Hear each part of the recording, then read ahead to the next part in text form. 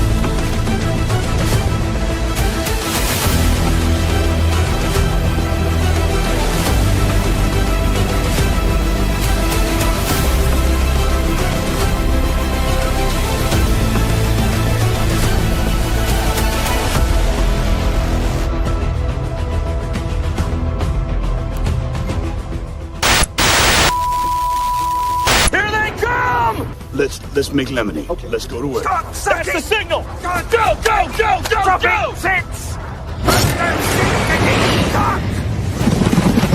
It's beautiful!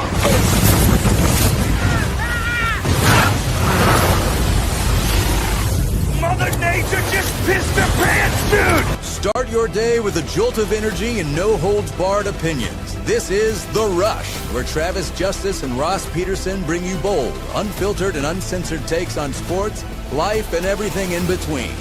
Buckle up and let's go.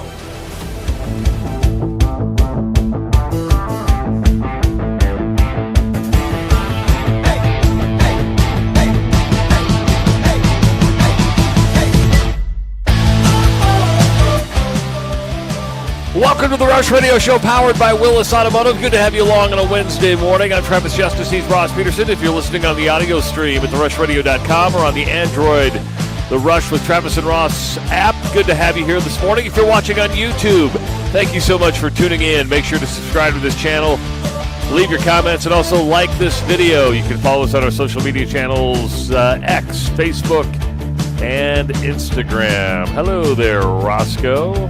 What's up, buddy? Just another beautiful morning in paradise. That's the way I look at it. Beautiful morning in paradise. I like it that you're waking up outside. We get to see the sunrise behind you. It looks beautiful, dude. Yeah, it's not as windy today, not as cold. I was bundled up for a little bit. You saw me have a blanket, but I decided to take it off. Then I realized, oh my God, I don't know how you are when you go on vacation, but I brought one hoodie, right? And so I'm going to be wearing the same clothes every single day. People will tune in and go, wasn't he wearing that yesterday? Yes. Wasn't he wearing that yesterday? Yes. I'm just going to wear the same hoodie every day. But that's the problem. Like with hoodies, first of all, they take up way too much space in your pack. So you want to take a couple hoodies because they're comfortable.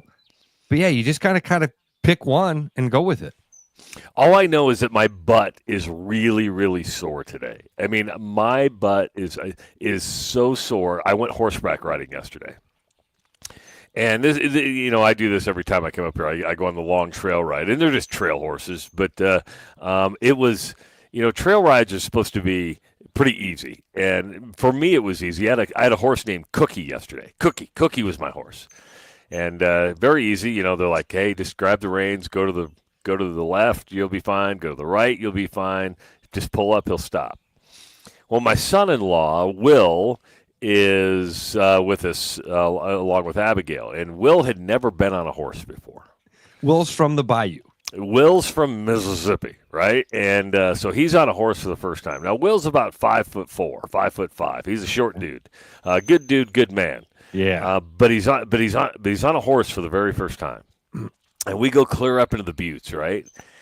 And the trail boss comes by and says, "Hey, this is where this horse is. Your horse is a little finicky, all right. He likes to sway, and we're pretty good. We're pretty far up. I mean, if you were to fall off the butte, you would die. You would die. And so all of a sudden, I see his horse kind of veering, right, and I'm like, Will, you got to whip that thing over. Will, you got to whip that thing over. Here's the hard thing about riding a horse. Have you ever ridden a horse before? No. I mean, if I have, it's been when I was a kid. Not as an adult on my own. I've been on horses before, but never like alone like that. Well, and so with a horse, you got to be pretty aggressive. I mean, you're not going to hurt the horse. When they tell you to kick the horse, kick the damn horse, because that'll get it going. All right. If you need to really move him, you whip him over there, because you need to let him know who's boss. Right. That's the way I look at it anyway. Well, Will's got Cowboy Trav. That's right. Will's got his feet in the stirrups, and I see that horse just going closer and closer to the butte. All of a sudden, that horse just slams him up against the wall and drags him like 20, 30 feet, and we're getting closer to like a fall off, and all of a sudden, you just see his arm go just ripping up trees or hitting him in the face, and I'm like, oh my God, I'm going to have to go back and either tell my daughter that her husband's dead or that we're in the hospital, because this horse was just torquing on him. And his hat flies off. All of a sudden, you just see the dirt just flying off the butte. His legs covered in dust. And they finally get the ride stopped. They get the horse over into the trail. And the lead trail boss comes up. She goes, "You okay?" He goes, "Yeah." And is there? Do you want your hat? So they picked up his hat. Okay, anything we can do for you? He goes, could you put my shoe back on? His shoe had come off because he's not wearing cowboy boots. He's wearing Skechers. He's a good man because he's wearing Skechers. You know me and the Skechers, right? So he's got the Skechers on. So they like take his shoe off, take all the dirt out of the shoe, and she's like, "Do you want me to tie it for you?" And he's like, "No, you don't have to tie it." I'm like, "Tie the damn shoe." She goes, "I'll tie your shoe for you." So she ties the shoe for him, and I think he was in shock all the way down. Once he got back to the stable and got off the horse, I think he felt like, okay, I'm safe now. But that was I'd never seen that before because these trail horses they're old, right? I mean, they take the same route 4 times a day, and they have a little bit of fun. But and Tyler's asking were there helmets? No, there weren't helmets. There are no helmets here. They're not running. They don't even get to a gallop, do they? Yeah. Well, they gallop when they try to because like my fat ass, I mean, there's some like 45, 50 degree grades that you have to get up in the butte, so it has to gallop up there a little bit, but not to the point where you're like, oh my God, this is going too fast for me. But yeah, that was my day yesterday. But my butt hurts because I don't know how Cowboys did it. I really don't. I really, really don't. So you're going to see me shifting a lot today just to get my glutes feeling the way they need to feel. Yeah, dude, Cowboys are built different. They are. You get calluses on your balls, and that's how you help, I think. I don't know. I don't know what happens there, but I don't know. Need some talcum powder. Throw down there.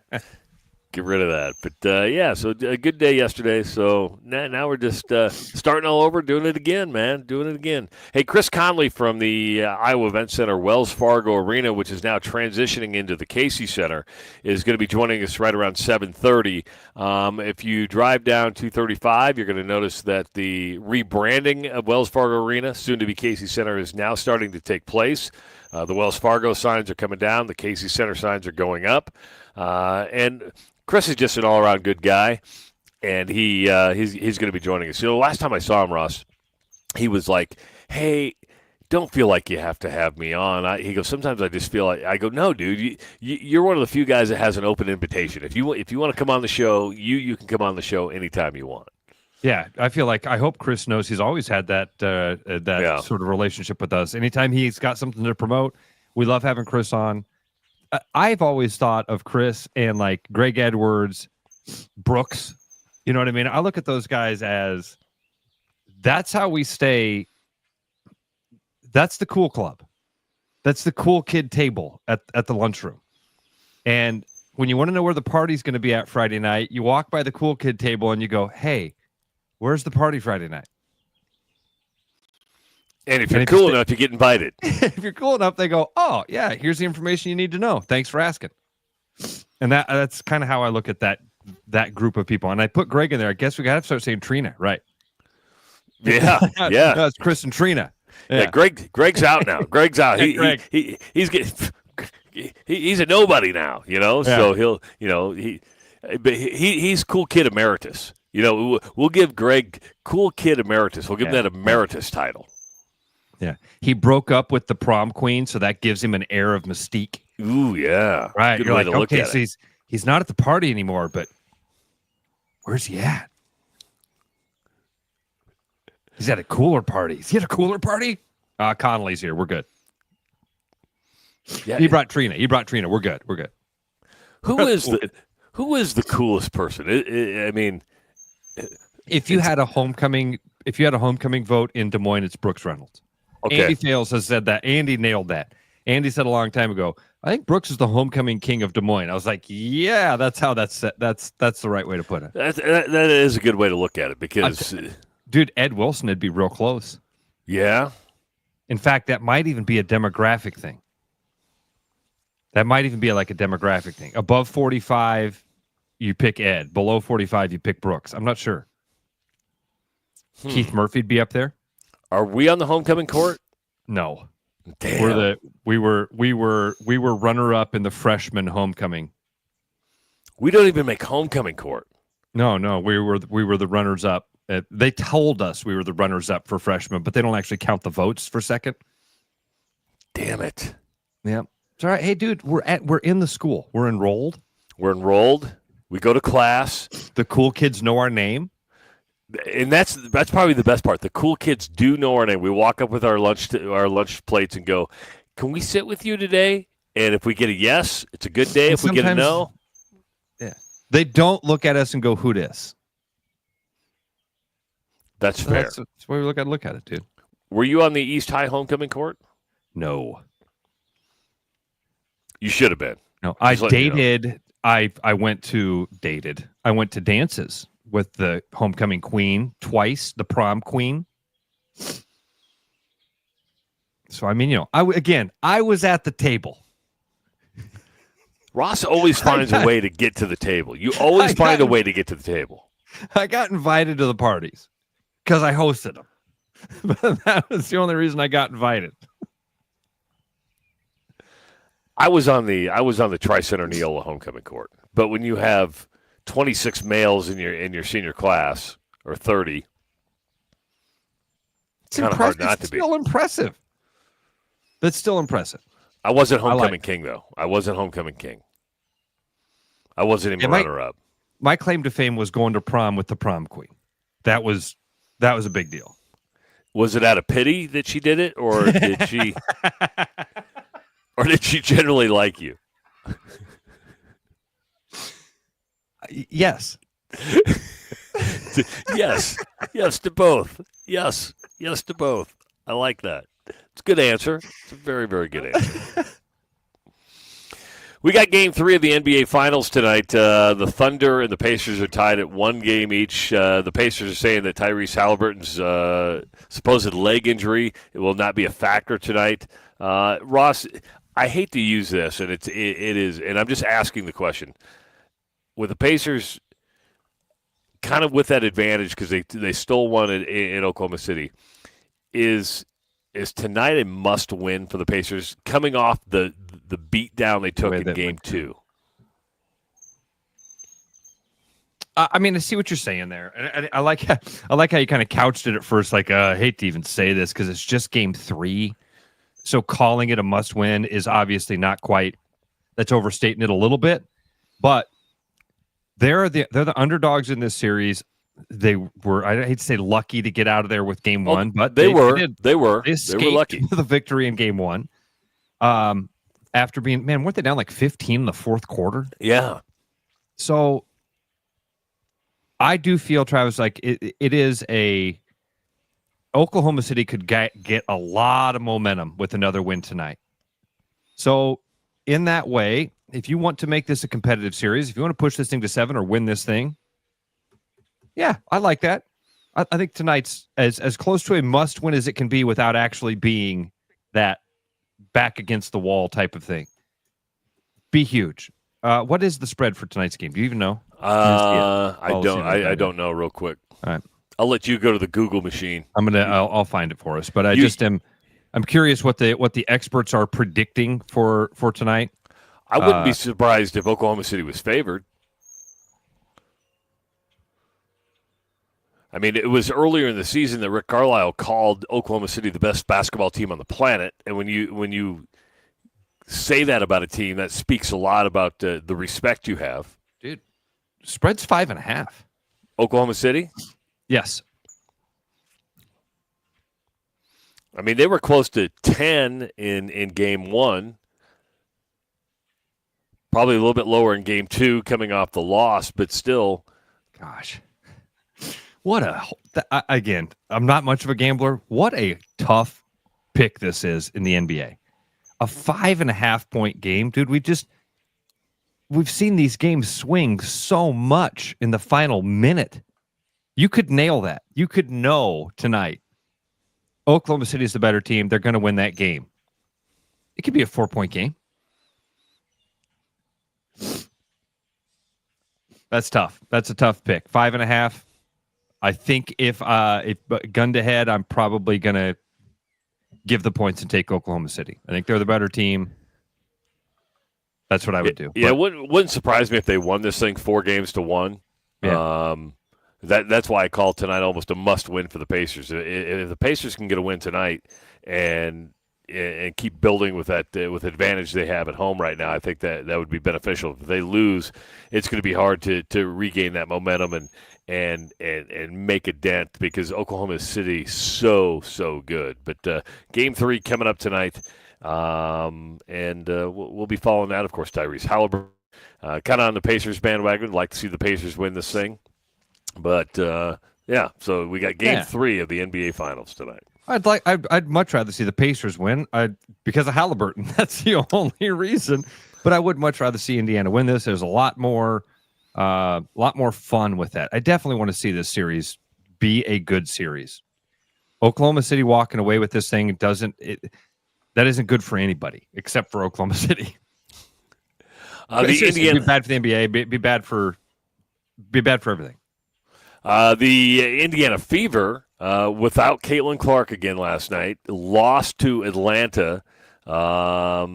It's funny, Ross, how you just when Caitlin Clark plays. Now ratings have been okay. They didn't drop as much as they thought they would with Caitlin Clark not playing.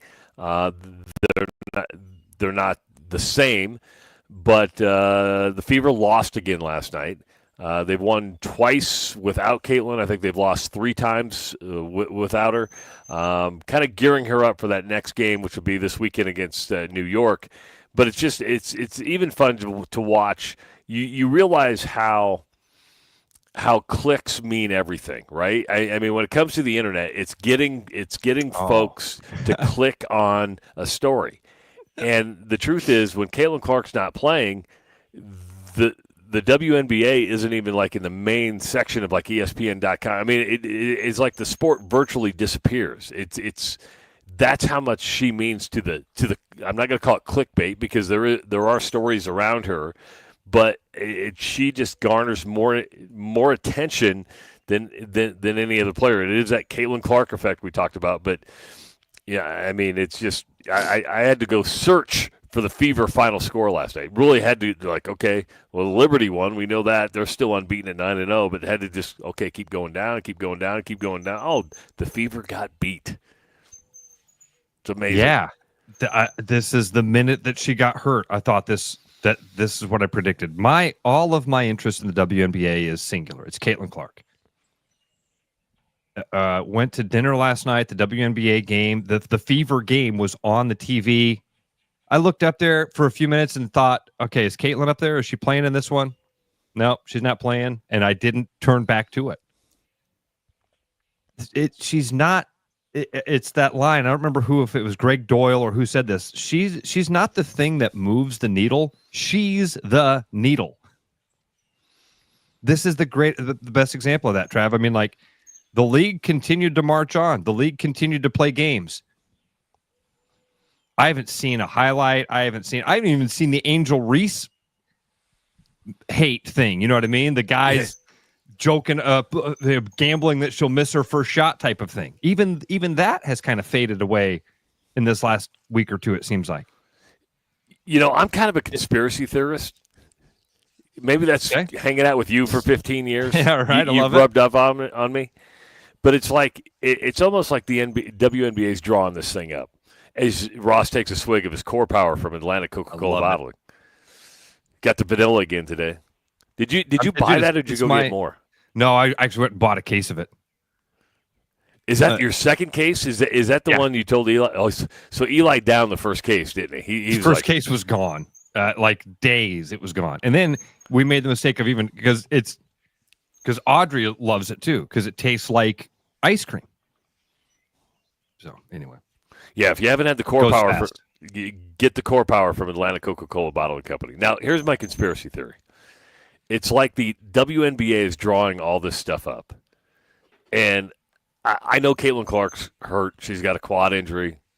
But it's like she makes the triumphant return against New York on Saturday or Sunday. It's in that WNBA Commissioner's Cup. New York's unbeaten. She comes out and has a great game, knocks New York off. Then they go on this wild run, and like compete for the WNBA. It's the storyline, right? And like, I don't want to feel that way. I don't want to be that conspiracy, but I'm like, oh, this has the making of a great story to it. First time Caitlin Clark is hurt. She sits out 5 games. The Fever struggled. They don't totally go in the tank, but struggle without her. And then she comes back to lead the Fever to prominence, to add to her lore. That is the Caitlin Clark effect. Am I reaching too deep there? I think the only thing that is the one step too far is that it would have been planned. Everything else is true. Everything else is fact. She did get hurt. She has missed a couple of games, and she will come back, and they probably will go on that run that you're talking about. Now, did the WNBA plan all of that? No, because they would have rather just kept the momentum going and carried it all through. And I do think, Travis, that there is. My feeling from the WNBA is that most of the people involved with the WNBA are trying to constantly push this idea that it is more than Caitlin Clark. If you're a WNBA fan and have been a WNBA fan, or you've been a part of the WNBA, then you know that this existed before Caitlin Clark. And so you're constantly going to be saying, she's just one player. That's the feeling I get from the WNBA. They don't look at I don't think that the majority of the league in the offices, in those rosters, in those coaches' rooms, I don't think that they see Caitlin Clark the same way we do. Some of them do. Some of them have talked about it. Some of them see her as the Tiger Woods, the Wayne Gretzky. I don't get the impression that the majority of the league feels that way. I get the exact opposite impression. That the majority of the league is the Brittany Griners. The majority of the league is looking around going, hey, what about us? It's the Angel Reese mentality. It's not her, it's me. Well, or it's the collective. Yeah, or it's the collective, or it's the league, or it's the girl power. Whatever, it's not. It's Caitlin Clark. And I don't think the majority of the league sees it that way. Dude, I saw this thing about Wayne Gretzky the other day. You know, we all see this stuff about Caitlin Clark just getting beat around the court, and Brittany Griner throwing elbows at her and racist comments and all this other stuff. And I saw this comment about Wayne Gretzky that when Wayne Gretzky was towards the end of his career, a rookie comes into the league, and they're like, "Hey, by the way, we play Gretzky tomorrow. Don't hit him. It's hockey." Yeah, we don't hit Wayne Gretzky. Why? Because he made us all millionaires. Yeah, I'm trying to think if Wayne Gretzky was ever in a fight. I don't remember. And this is why every locker room said, hey, that's the dude. We're all here making big checks because of that guy. Do not hit the golden goose. Understood? Do you think that happens in the WNBA, or do you think it's the opposite? Do you think when they're getting ready to tip off that those girls go into that room, do you think Angel Reese says, we're going to slam her? Well, I think I don't think they're going to slam. I do. I think they go after her. And I think that was. I don't know if she regrets the comment or not, but I think when Diana Taurasi and Sue Bird said, "Hey, her time's a coming," I think that opened the gates for people to be aggressive towards her. Now, I mean, I'm not saying they should not be. I mean, it's a rough sport. Basketball, I mean, you watch an NBA game, you watch any basketball, hell, go to an AAU game, right? I mean, they're physical. I do believe that there are, especially last year, and we've seen it this year, the Brittany Griner one, I do believe they target her. I won't disagree with that. Yeah, when she gets slammed to the court and Angel Reese reacts, and like, that's what we came here to do. When your teammates react in a way of, yes, we did the thing. Yeah, that was your intention. I do believe that they go out of their way to try to impact her play in a negative way. Absolutely. It's not the Wayne Gretzky effect. And that's the way it should be looked at. And now, I'm with you, Travis. Should they start the game and go, hey, guys, we got to let Caitlin go for 40 tonight to improve the health of the game? No. But you also don't go out there and try to take out the golden goose, because, again, look what happened. She's out for 5 games or whatever this has been. And the popularity of the league plummets. more and more and more and more and more, I am on this train of like, oh, it's not. It's all Caitlin. It's all Caitlin. Juju Watkins, great player. Asia Wilson, great player. They don't move the needle. Brianna Stewart, Sabrina Ionescu, great players. Say all of them. Dude, again, when that teammate of Caitlin Clark's, whose name I don't even remember, Bonner, she became one of the top 3 scorers in WNBA history. So I Googled the top 15 scorers in WNBA history. I'd heard like 2 of the names.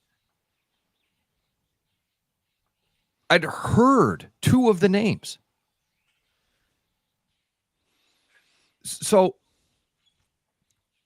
yeah, they're great players. They're amazing players. Those women would be amazing basketball players. That's not what we're talking about. Talking about popularity, moving the needle, getting butts in the seats, driving revenue.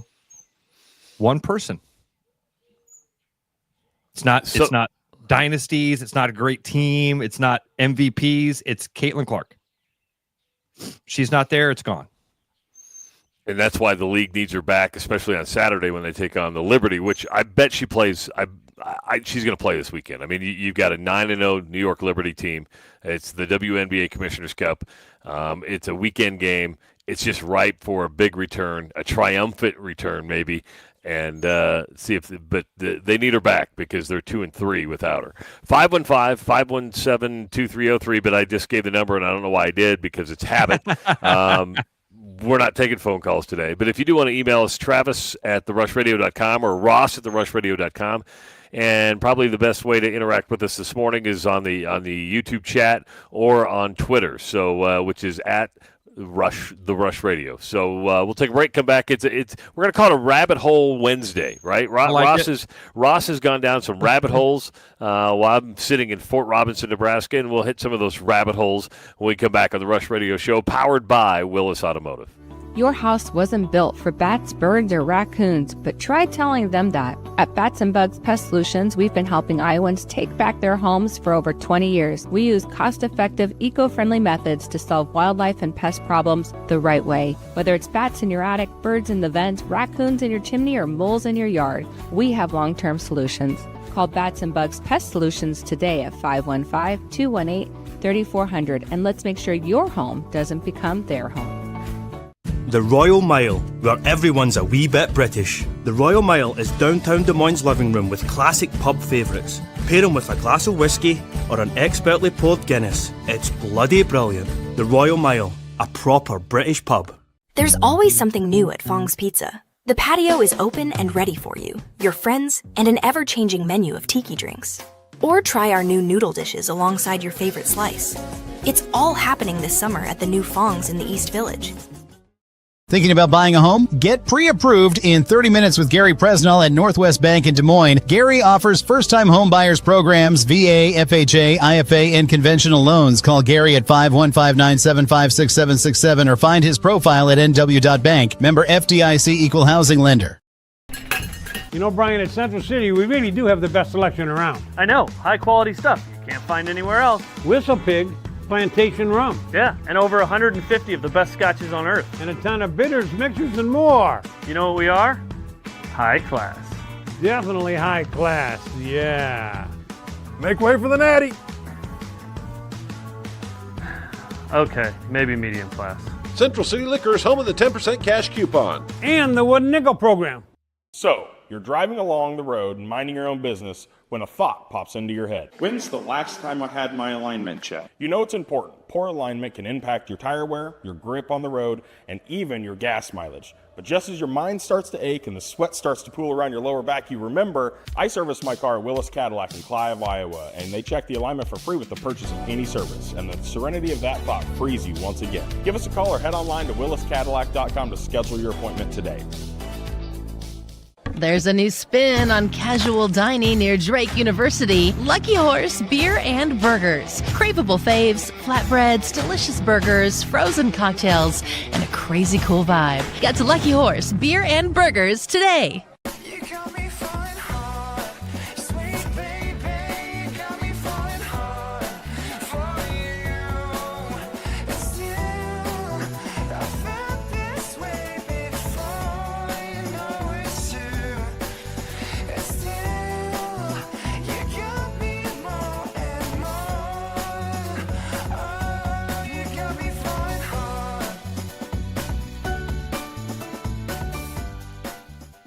The best bread is made from scratch, freshly baked with locally sourced ingredients and love. At Big Sky Bakery, we take great pride in our delicious products. We know you'll enjoy them almost as much as we enjoy baking them. Find us at the downtown Des Moines Farmers Market every Saturday. Back like a rash you thought was gone. Travis and Ross aren't contagious, but they are addictive. It's the Rush Radio Show, powered by Willis Automotive. Welcome back to the Rush Radio Show, powered by Willis Automotive. Happy Wednesday, everybody. Good to have you here. It's a rabbit hole Wednesday because Ross has some rabbit holes to go down. I sent him one on Monday, and just so everybody knows, I'm located right now at Fort Robinson, Nebraska. It's up in the northwest corner of Nebraska, right on the South Dakota-Wyoming line. And this was a cavalry post from the 1800s up until like 1947, 48. But I sent Ross this rabbit hole the other day because I didn't know. Because, in the 40s, it wasn't like they were using horses a lot. I was shocked to know that during World War II, the United States was home for over 300,000 POWs. Did you know POW camps existed in the United States, Ross, when I sent you that? Not at that level, dude. And I had no idea. I mean, this is such a weird thing to talk about. You learn about when you're a kid, World War II, those Japanese internment camps. Yeah. And then that's not what I'm talking about. I originally thought Fort Robinson was an internment camp, and it wasn't, because you kind of like, okay, that's what it was. And then we were just on our way out, and we were like, hey, let's go down this rabbit hole as we got an 8-hour drive. And we're like, oh, they weren't internment camps. They had Germans and they had Italians here. And there were a lot of Germans. Matter of fact, the first Germans here at Fort Robinson were like mega Nazis. Like so think of like Patton fighting in Africa. This is where they came. And what they liked about them here is that they were well disciplined, right? They're like, oh my God, we've never seen people that were disciplined like this. But they also caused strife because, like a lot of cases, people who were fighting for Germany weren't necessarily Nazis, meaning they didn't have a choice, right? You had to go to war. So once they started integrating the hardcores with the not so hardcores, that created some problems. But eventually that all kind of got taken care of. What I thought was interesting is that people loved it here, and what I mean by that is they fed them really good food. They worked during the day, so they got paid during the day. They got 10 cents a day for being here. If they went and worked on a farm, they got 30 cents a day. They ate like 3 squares. They're like, and they could come and go. Like the only thing you had to be back here at night, and if you didn't get back here, where were you going to go? I mean, you're literally out in the middle of nowhere. So it was crazy, that rabbit hole. And I'm like, you want to go down? So I texted you on our drive. I go like, do you want to go down a rabbit hole? You might want to check this out. Yeah, like you said, Travis, couldn't run away. I mean, again, you're in the middle of western Nebraska, and you're from Germany or Italy. Where are you going to go? How are you going to survive out there? You have nothing. You're going to come back. You're going to come back. That is one of those things of it's always an important filter to remember that history is written by the victors. We don't keep the losers' books around to share their stories. We rewrite them. And so that I only say that as a way of, that is when it's like, oh, they loved it here. Yeah, that's what we would write. that's what we're going to say. And I'm not saying that makes it necessarily untrue. I'm just saying that it's an important filter to remember when you hear something like that, to go, oh, they did treat them well. They did. I'm assuming a lot of that's true. Put yourself in those shoes of, you went to go fight a war, and again, either side of that, either you really believed in it, you really thought this is the right way, we're going to change the world, or you were forced into it, not wanting it. Either one of those things. Now all of a sudden you're in western Nebraska. Well, I think one example of they really liked it, there was, and I forget his last name. It's like Oberlink or Oberdink or something like that. He was stationed here, and one of his jobs was on an apple orchard in Nebraska City. Well, he liked it so much, after 2 years, they shipped him back, and the owner of the orchard sponsored him and his wife to come back 2 years later. He had to go back to Germany, prove that he wasn't a Nazi, and then he came back here, worked the orchard, eventually bought the orchard, became the owner, and became like this great, community giver. His daughter, I believe her name's Lorraine Rodgers, I believe, actually lives in Urbandale. And crazy. This guy died in 2011, I think it was. But just a crazy story that I didn't know 300,000. Do you know how American, and we're getting low on World War II vets. I mean, it's depleting. You know how they would all go to Normandy and stuff. There was like an organized group to come over here and see their camps. But they had a hard time getting traction because most were like, yeah, we're not going to be received. It'd be like, oh, you fought for the other side. You're not going to be received. But over 300,000 POWs were in the United States back in the 40s, and I had no idea that was even part of our history, that we had POW camps, and this was one of them. Travis, it's fun. So another quick, because we're just doing Rabbit Hole Wednesday here for a minute. Went last night. Audrey had a friend spend the night. We ended up over at an ice cream shop here in the Drake neighborhood. Caddy corner from the ice cream shop, there's this little tiny little triangle of land. And I do mean it's like 15 feet by 15 feet by 50. It's tiny. And there's a little swing in the middle of it. So I said, you girls want to go sit on the swing? Yeah. So we go over to this tiny triangle in the middle of the Drake neighborhood. It's on Cottage Grove and Kingman. And it's this odd little piece of land. Tiny. There's a plaque there. And I thought, well, that the hell is this? First of all, it is officially Des Moines' smallest park. Is that what the plaque says? Travis, the plaque says a lot more. This plaque, that tiny little piece of ground was the final ceremonial grounds for Chief Keokuk before he was basically forced out of Iowa to Kansas. This was like the final ceremonial grounds. It's right in the Drake neighborhood. I've been past it 1,000 times in my life, had no idea. There's this little plaque there. It says, oh yeah, by the way, this ground is believed to be the ceremonial site for Chief Keokuk's last ceremony before he was ushered out of the state of Iowa. Before he was deported? Basically. Keokuk's an interesting story. Him and Black Hawk, they were like, I hate to say buddies, but they were around at the same time. The white men start to show up. They start to kind of take over some stuff and move in. Black Hawk is like, let's take up arms and go fight these dudes right now. Let's go fight them. And Keokuk was the one like, I don't think that's a good idea. I think that we should negotiate with these guys and use our words rather than fight with them. Well, Blackhawk ended up going in and fighting and would lose, and then they'd basically capture him and return him to Keokuk and be like, hey, take care of your boy. Don't let him get out of hand anymore.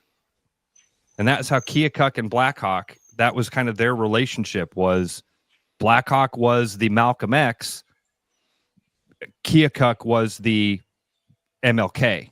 He was like, hey, we don't want to use violence with these dudes. Let's try to talk to them. Well, anyway. Crazy. There's so much. There's so much. It's just right around you. I'm standing here like,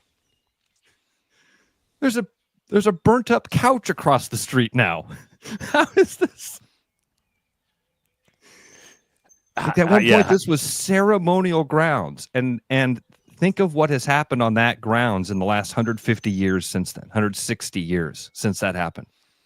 Well, what's crazy is you're in your late 40s and you just found out about it, right? You're like, onto it. I think I'm going to stop. Is the plaque hard to find?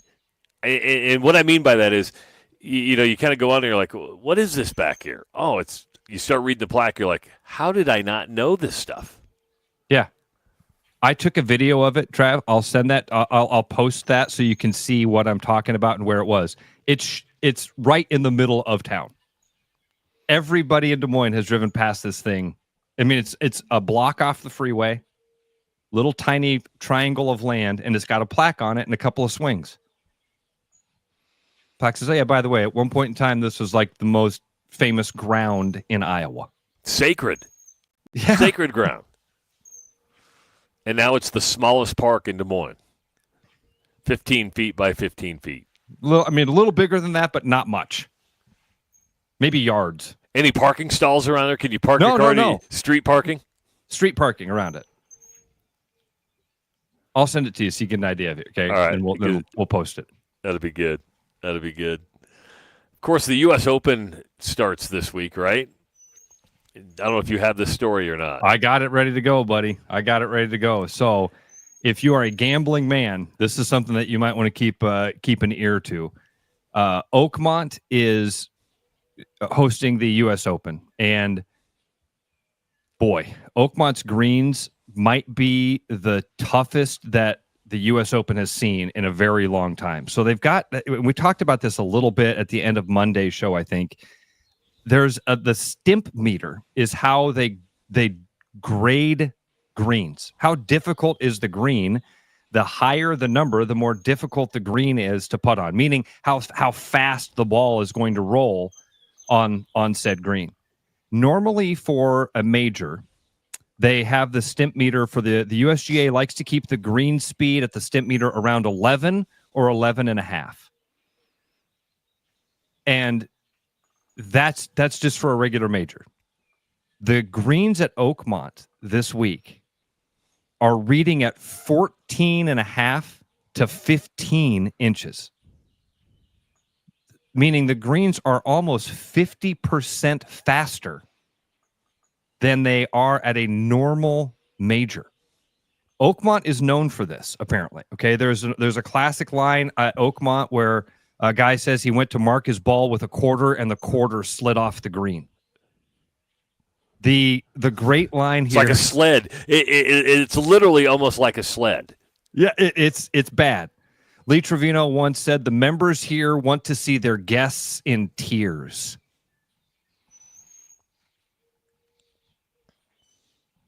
They say that some of these greens have such slopes from front to back that it looks like swales and ridges enough to make a player seasick. They describe the green as having swales and ridges. You know, the U.S. Open is notorious for either really nasty greens or really nasty rough that is like that's like a forest, right? And even when the Principal Charity Classic was in Des Moines a couple of weeks ago, we talked to Keith Triplett about the rough and how members can't wait for probably the tournament to leave so the rough can get back to normal, and it's like you can hit out of it, because even for a senior event, it's not U.S. Open rough, but it's pretty thick stuff. And a lot of people, I remember U.S. Opens in the past where, they'll say that the course is almost unplayable. Now, we are talking about the best golfers in the world. We're talking about PGA golfers, some live golfers in there as well. Is it fun to watch golf like that? Do you like watching pros become almost human-like when they're on a green? That's a good question. No, Travis. I want to see these guys go 17 under. I want to see them do things that I don't see. It's that thing from Vision Quest. It's the Pele line. I want to see a human being, a member of the same species I am, do something that I can't do. Now, these guys every day, if you're watching closely, they're doing stuff that I can't do. But man, that's the fun of watching a major is watching Tiger Woods hit a ball from 200 yards to 3 feet. It's watching a guy drain a 22-foot putt that breaks 18 feet to the left, I want to see them do amazing stuff. I don't like seeing... I mean, dude, I can go out on Sunday. I'm going to go out with my friends, and I'm going to miss a putt and be frustrated. All of my buddies are going to do that. We're going to miss an 8-footer and walk dejected over there to tap it in. I don't need to see that on TV. I want to see the people do the special stuff. Dude, this article about Oakmont on Golf Week, I'd encourage, if you're a golf fan, you should go find this article because it's just so well written. There's so many little fun things in here. Can I share a couple of more of these? Absolutely. Okay, so W.C. Founds, son of Oakmont's founder and the 1910 U.S. amateur champion, would stand at the back of the second green and drop a ball. If it didn't roll all the way down the slope and off the front of the green, he would make the superintendent speed up the green. He would drop a ball at the back of the green. If it did not roll off the front of the green, he would tell them to speed it up. Among those who have called out the club for having overdone it with the speed of the greens is noted architect Tom Doak.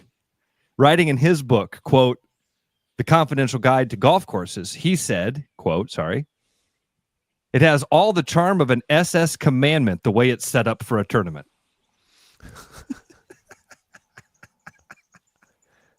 He added, I'm also disappointed that the club has placed such emphasis on excessively fast greens. Their contour would hold plenty of interest without it, but the attention they've given to speed has led other courses to overdo it as well.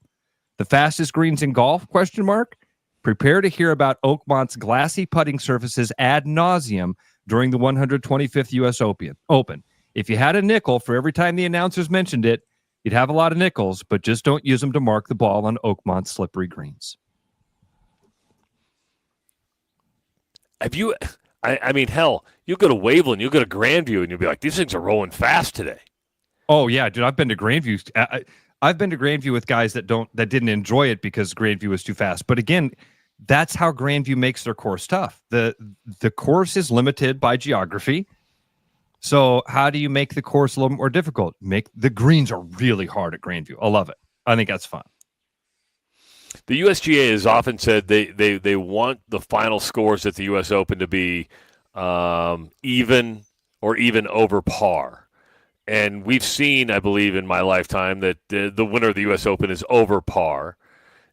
Is that good for the game to watch that challenge? I mean, I sit there, I'm kind of like, I'm a birdie guy because that's kind of like, the slam dunk. You want to see players making shots. You want to see the best in the world just dominate courses. I'm okay with a challenging course. I'm okay with 3-4 under par. But I don't want to see scores at even. I don't want to see the winner at +3. No.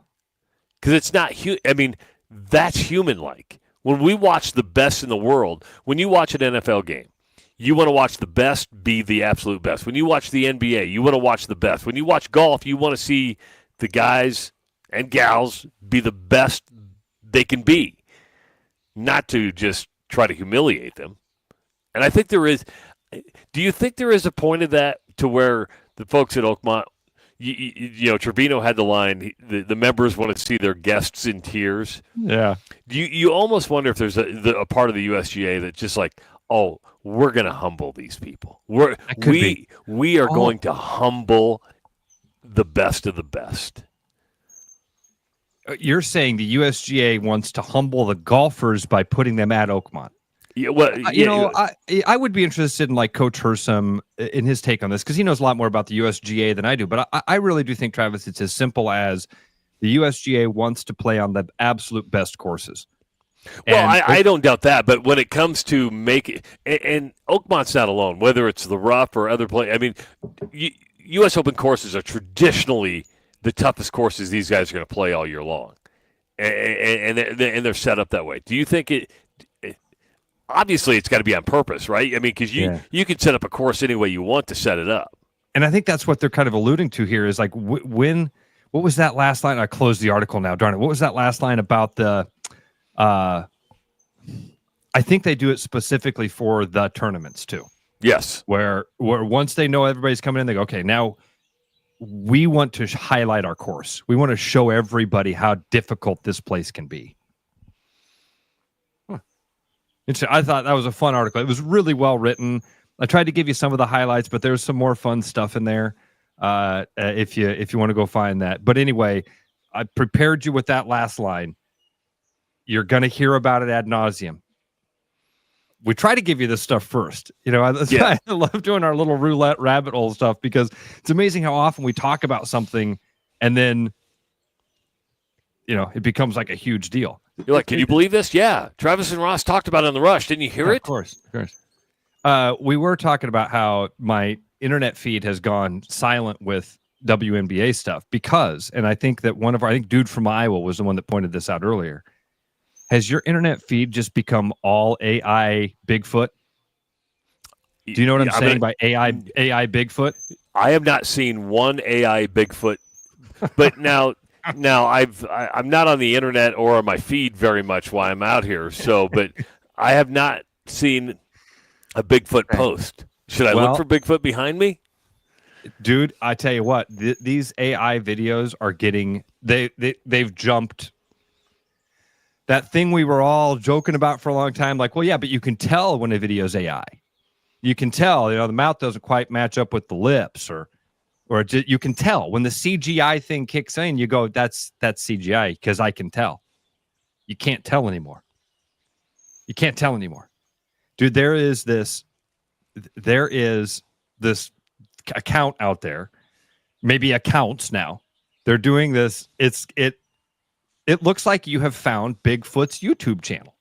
You've seen those outdoor channels where the guy's carrying the camera, doing the selfie, and he's chatting with you as he's walking through the woods. And, hey, what's up, guys? I'm just out here, walking through the desert. Wanted to take you guys with me. You've seen those videos. Yeah. Dude, now Bigfoot and Yeti are out there on adventures. And it's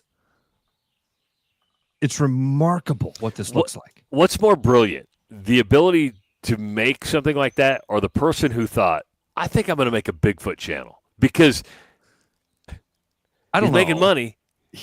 They're making money, and you can see David just wrote in that they're the best AI he's ever seen, and they are funny. I mean, Bigfoot. At one point, he licks a toad and starts to hallucinate. He eats a mushroom. I mean, they're funny. Yeah, he teams up with Yeti. It won't be long, man. And this is what Hollywood's worried about. Hell, it won't be long until AI can do a complete show like ours, right? I mean, dude, I think they could. I think they could plug in the video of us doing this, type in a script, and it would show you and I having a conversation that we never had. Well, I've seen AI programs to where they're like, hey, if you want to run an online radio show, right, and you don't have hosts, you could get an AI host to where all you do is put in the subjects you want to talk about, and it will generate opinions. It will generate content, and you say, hey, the show's 2 hours. It will fill that 2 hours with talking points. Now, I don't know how good it would be. The service was pretty expensive, but you're like, that's crazy. You can do that just with audio. And now that the video is getting as good as it is, you're going to see, again, Cary Grant may be coming back to a big screen to you. Yeah, all these former big-time movies. Clark Gable and Vivian Leigh are back with Gone with the Wind 3. It's just we have a couple possible. Minutes. I want to pull the curtain back again from something that we all were never allowed to talk about, Travis. We went through contract negotiations for years at the radio station. And one of the things that Travis was the very first one at iHeart to say, hey, wait a minute, you guys have language in this contract that I don't like. The language in the contract says you guys get access to my likeness in perpetuity. And I don't like that, so I'm not going to sign that contract. And then he called us and said, hey, guys, be careful. Be careful. There's language in that contract that you don't want to sign. And so that was where Chris was like, oh, I can't sign that contract. Murph and Andy are like, what the hell is this? I'm like, wait, whoa, what's going on? And we didn't sign those contracts. They were bad deals. Bad deals. And this was part of the language. Part of the language was we get your name, image, and likeness in perpetuity at no extra value to you. And they had access to your social media channels. They're like, oh, you have to give us access to your social media channels. I'm like, they wrote a contract that basically would have said when Travis makes a video for MCL, they owned it. Anyway, so that was. And then they're like, "Well, that's just standard. That's just standard language. We don't really mean it. It's just boilerplate." Well, scratch it. That was always their line. And that was my big thing is that, I had my Total Tuscany podcast. I had my Doc Talk podcast. I do all this stuff for MCL, and they're like, we own your name. No, you don't. I own everything that you do. Yeah, I work 2 hours a day for you. You don't own everything else I do on the side. Well, trust us. No, I don't trust you. We're not going to do anything with it. Travis, just sign the contract. Yeah. Shh. Just sign the contract. Why are you talking about this? Just sign the deal. That I'm not making up a bit of it. So, and we never really talked about that on the air because we were, and I think you signed the first one. I mean, I think that some people saw. I never signed, right? Yeah. Mine ran out. If you can't tell, who was? Well, it was Joel McRae, and he's like, "Are you going to sign this?" I'm like, "No." Who was the program director before Greg Chance? I'm just trying to think. It was a guy I never met before, never ever met. I know. I'm not saying his name. Okay, I know you're talking about. I'm not trying to be. He was the program director at WHO for about a decade after Van Harden left, and nobody in Des Moines knows his name. That's how useless this guy was. He was technically my boss for that time. I never met him. Never met him. And the other guy you met was famous for bringing in people just like that. So yeah, I won't mention either one of their names. Not a fan. So I'm like, you want me to sign a contract, but I've never met you. How can I'm not going to trust you. And then would call you and tell you not to like people that were your friends. Yeah, that's 515. Oh, no, that's stupid. That's my crutch. The phone number is my crutch.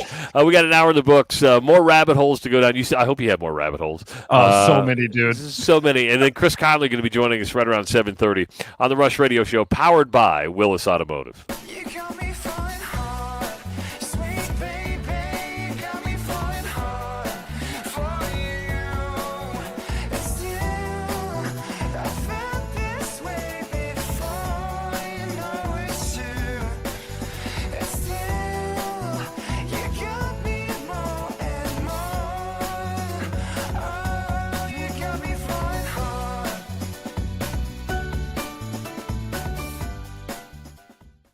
Your house wasn't built for bats, birds, or raccoons, but try telling them that. At Bats and Bugs Pest Solutions, we've been helping Iowans take back their homes for over 20 years. We use cost-effective, eco-friendly methods to solve wildlife and pest problems the right way. Whether it's bats in your attic, birds in the vent, raccoons in your chimney, or moles in your yard, we have long-term solutions.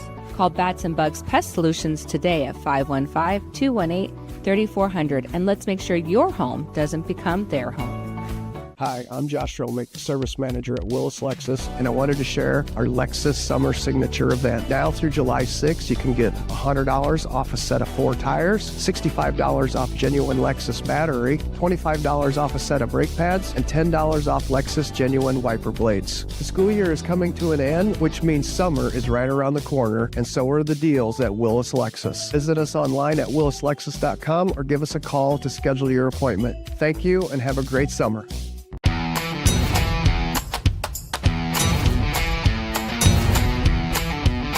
The largest selection of German beer in the world? You'll find it at the Hessen House. From Doppelbocks to Oktoberfest to Hefeweizens and Dunkels, there's no passport needed for the deliciously different beer and food at the Hessen House. So grab your friends and make it a fun night out. The Hessen House, 4th and Court, Des Moines. You know, Brian, at Central City, we really do have the best selection around. I know, high quality stuff you can't find anywhere else. Whistle Pig Plantation Rum. Yeah, and over 150 of the best scotches on earth. And a ton of bitters, mixers, and more. You know what we are? High class. Definitely high class, yeah. Make way for the natty. Okay, maybe medium class. Central City Liquor is home of the 10% cash coupon. And the Wooden Nickel program. Back like a rash you thought was gone. Travis and Ross aren't contagious, but they are addictive. It's the Rush Radio Show, powered by Willis Automotive.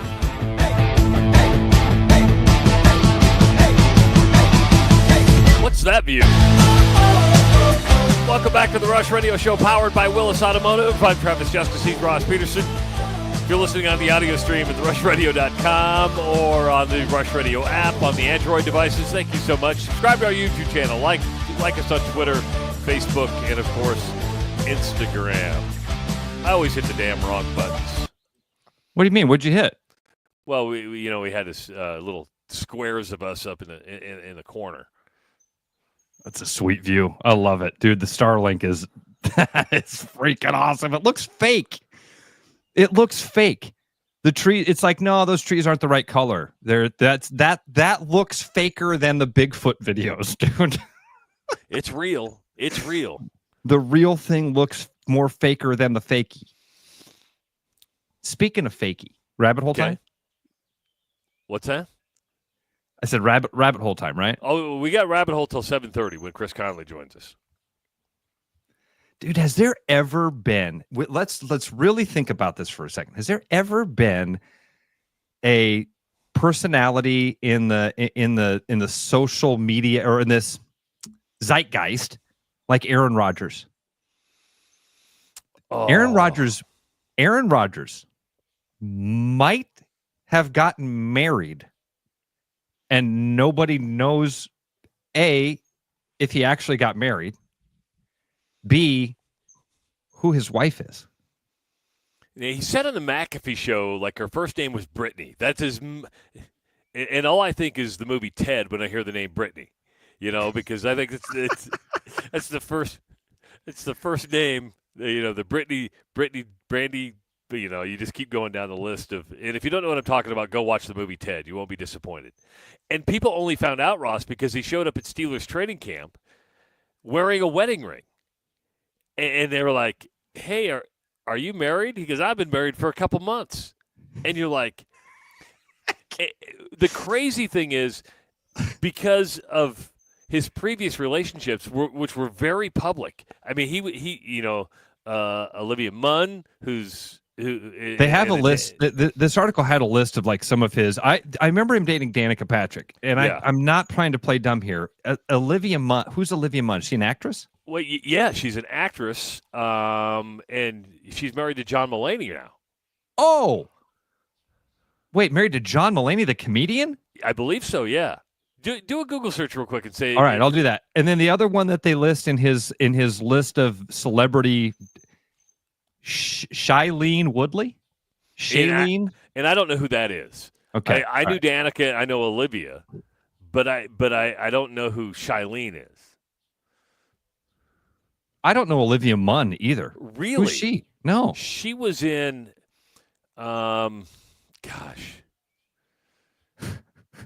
yeah, exactly. She was just in a show I watched on Apple TV with John Hamm. She was in New Girl for a long time. I didn't recognize the images from that, but apparently she was in New Girl. What was that? Who was the guy in Dumb and Dumber that's actually a really good serious actor?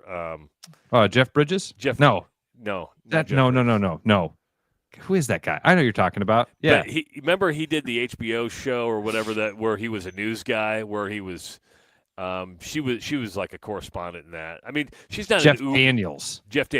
She's not an uber famous actress, but she's pretty famous and she's pretty hot. She was in the newsroom. Newsroom. But she's married to Mulaney, right? That's what it says. Internet says yes. Yes. So she used to date Aaron Rodgers, who now is apparently married to some lady who might be named Brittany.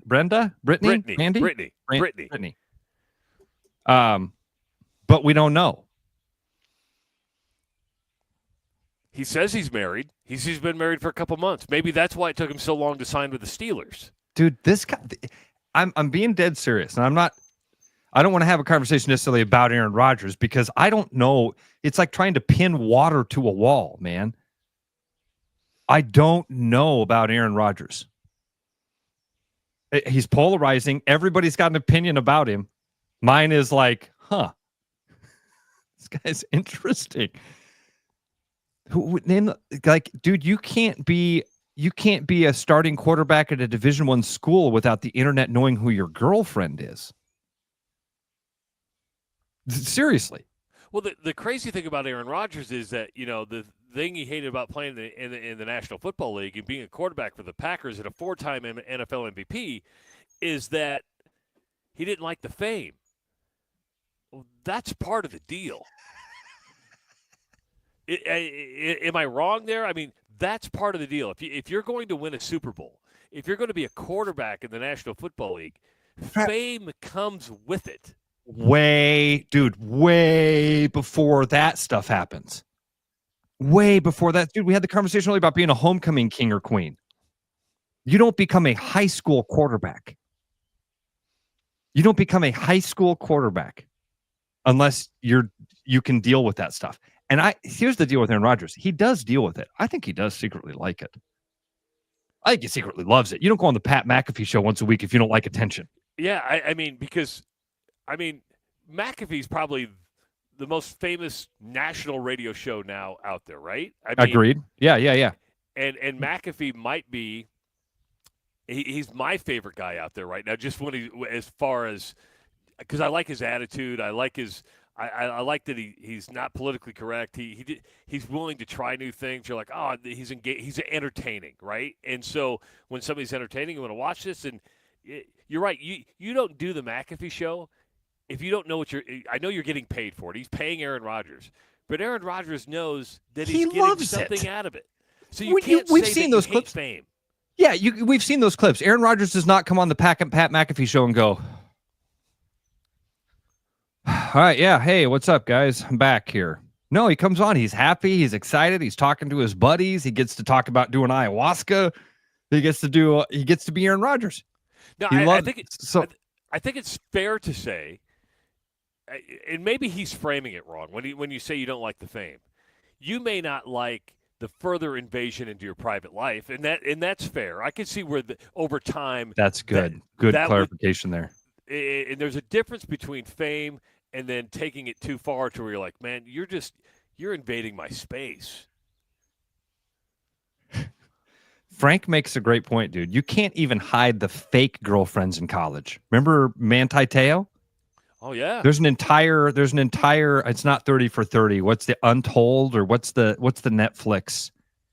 They do a really good job too, man. They look like the 30 for 30s. That's the Brett Favre thing. But yeah, you can't even hide the fake girlfriends in college. How is Aaron Rodgers one of them? This is weird to me. Just on the surface, this is weird. That's the only part of the rabbit hole I had for you was that Aaron Rodgers makes major announcement and nobody knows exactly what it is. We've talked a lot about the Olympics, including flag football in their run, right? Travis, yes. You and I might have had the wrong knee-jerk reaction to this. I'll say I did. I don't want to throw you under the bus because I did. I think it's pretty cool. Do I think it's going to be uber successful? I don't know. Yeah, but here's the thing.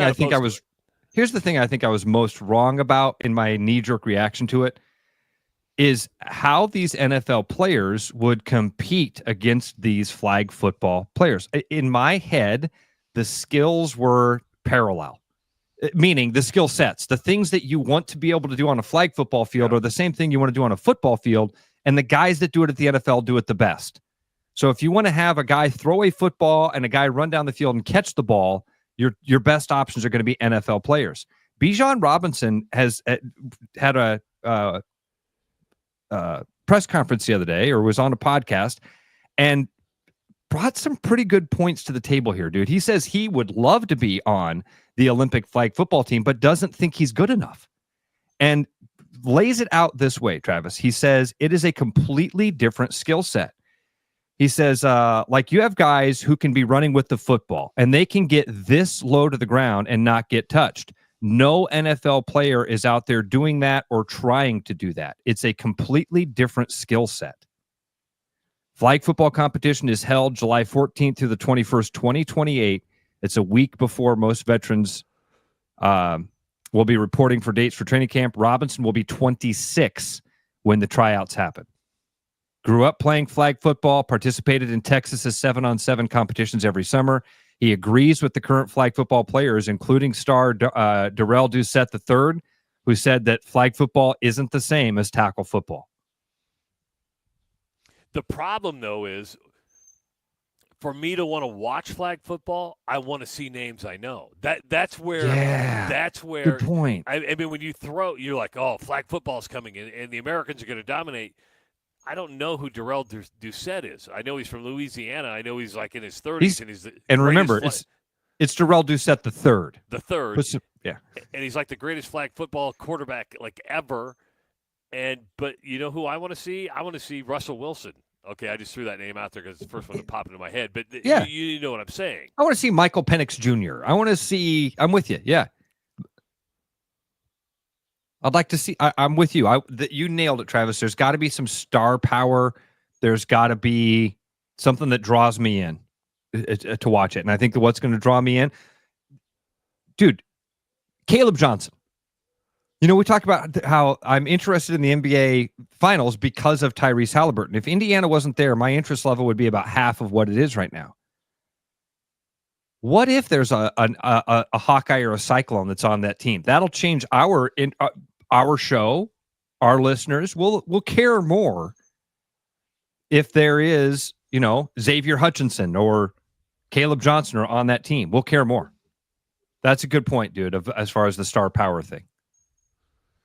But if it's people we don't know, I'll be like, okay, is it a novelty? Like I tune into Rugby 7 just to. It's not that I know anybody. I'm just intrigued by the game. But I don't know if flag football is going to intrigue me to go, okay, I'm going to watch a full flag football game because it's flag football. What else do we like about football? It's a Coliseum sport. It's a gladiator sport. Good point. We love to watch people get hit. There's a reason like the highlights at halftime on the big screen are all the big hits from the first half or the big hits from the third quarter. We're like, yeah. That's what gets us pumped up. But it is a different skill set. Are you ready for something a little different? I'm always ready for something different. I don't want to call this macabre because that leads to it might be kind of scary. But I will tell you this is weird. Found this on my website, FARC, which it just is an aggregator of a bunch of different websites. They just take stuff from all over the internet, put it together in one place, kind of like HuffPost used to be, or Drudge Report. Yeah, same sort of thing, except for they take stuff from all over the world, and there's a sports tab, so you can see crazy sports stories from around the world. This one comes from a website called tomsguide.com, which is a fitness website. I'm just going to read this to you so you know I'm not making this up, because this sounds like something somebody like me would make up just to get a reaction. The headline or the title of the article is, I swapped running for jeffing for a week, and now I'm hooked. Oh, read that one more time for me. I swapped running for jeffing. Like the name Jeff. Okay. For a week, and now I'm hooked. The hell is jeffing, you ask, like I did. Here's the article. Let me set the scene. I'm on the train in Berlin, heading to the start line of my third marathon. Absolutely terrified. I'd set myself a goal of running sub 4 hours, and I'd been training to make it happen for months. Sitting next to me, a German woman starts to chat with me, and she says, "Are you running today?" And I said, "Yep." And she says, "Well, I'm going to be jeffing." Didn't know what she meant. Wasn't till I was back home, the marathon medal still on, having achieved my goal, that I thought back to that conversation. What on earth is jeffing? And why hadn't I heard of it before? 6 years and 2 marathons later, I tried it for the first time, and now I'm hooked. Jeffing is a run-walk technique developed by U.S. Olympian Jeff Galloway. Travis's internet just crapped out. Thanks a lot, Elon. In simple terms, you run for a bit. There you are. So basically, Travis, jeffing is a running technique, a run-walk technique developed by a former Olympian named Jeff Galloway. In simple terms, you run for a bit and then you walk, allowing you to keep going for longer.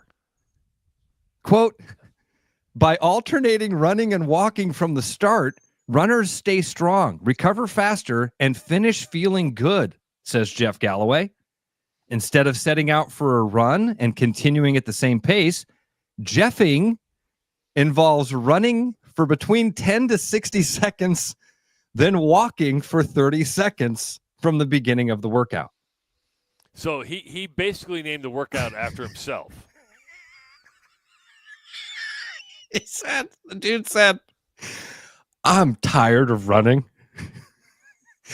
I want to walk sometimes, but I'm mad that these guys think that we're out running, and I do some walking, but I'm not walking because occasionally I'm running. So I got to find a word for what I do. So we're going to call it jeffing. And now that has taken off, and people in Germany are telling others, "Oh, I'm out jeffing." And now there are articles being written. Dude, this is called a run walk. This is how girls do the mile in high school gym class. Yeah, well, this is what we did in track practice. Like on a down day, it'd be like sprint the straightaways, walk the corners. Yeah. You didn't know you were jeffing the whole time. Had no idea. Just out there jeffing away. If we were to come up with a workout called Rossing, what would that be? What Fishing. would Rossing be? Fishing. That's where you set the hook, you get the fish about halfway to the boat and lose the fish. Oh, I rossed it. Oh, I had one. Did you guys see my pole? I had one. There was a fish there. I rossed it. That's what that's called. Having enough guts to just, what should I call this? Imagine the epiphany. I'm going to imagine the epiphany phenomenon. As his friends ran away from him and he slowed down to a walk and he was like, oh, I'm doing my own thing.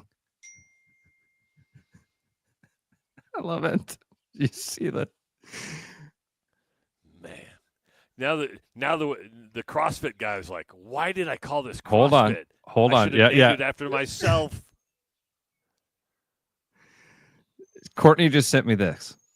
Jeff Galloway is a big deal in the running world, and he's even come to Des Moines for the Dam to Dam or the Des Moines Marathon during the expo for seminars. And he does expos and seminars on how to use his method. So here's what you do. You run, then you walk. Then you run, then you walk. Then you run. Now here, follow me. Walk. Okay. So if you're writing this down, again, it starts. I'll slow down. Number 1, run. Number 2, walk. I don't mean to down. Listen, the guy's obviously he's an Olympian. He's obviously a fitness guru. I just think it's funny. Can we not think it's funny that the dude called it jeffing? I think it's hilarious. It's a run walk. He's not. This isn't new, right? Oh, he's got it down to a science, though, Travis. Yeah, it's because he's doing it every day. Because you run between 10 and 60 seconds, then walk for 30 seconds. So this is a run walk with a stopwatch. It requires some equipment. Yeah, well, now that's just called an Apple Watch, right? You're like, okay, run. How long do you run? 10 to 20 seconds? 10 to 60 seconds.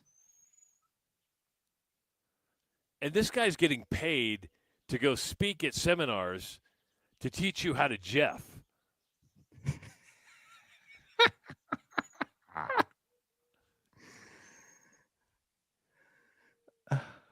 Did the guy who invented the dance, the Dougie, was his name Doug? You damn right it was. Teach me how to Dougie. That's great, Trav. Teach me how to Dougie. Teach me how to Dougie. Corey says it's based off your heart rate. When your heart rate reaches a certain point, you walk until it comes back down. Yeah, because that's called I'm getting tired. Our buddy Reverend Ray Green, he does a lot of revving in the morning. No, he does a lot of huffing in the morning. Frank says, if only my name was Jack.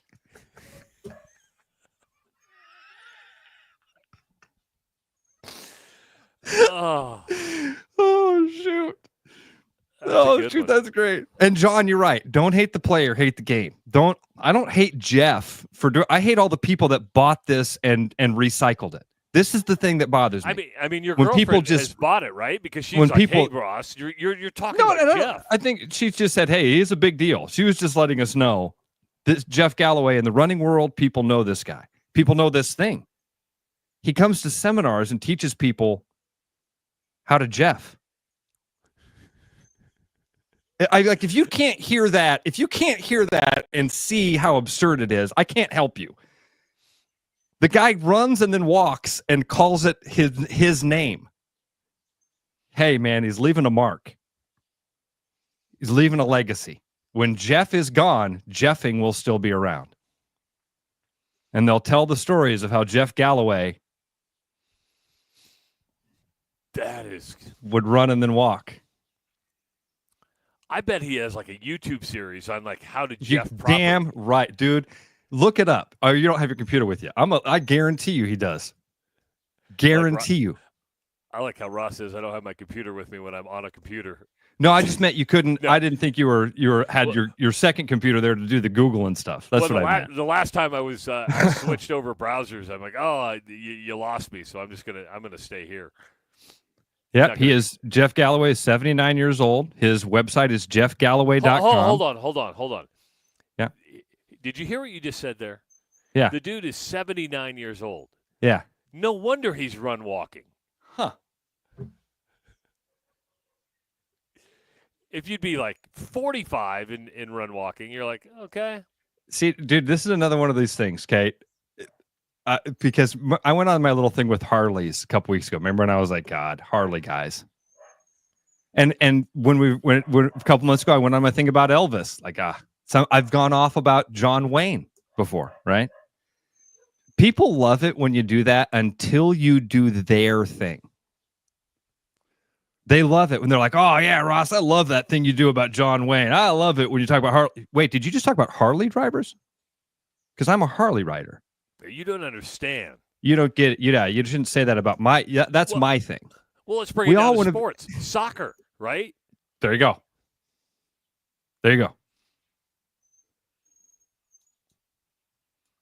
Just don't talk about just WWE.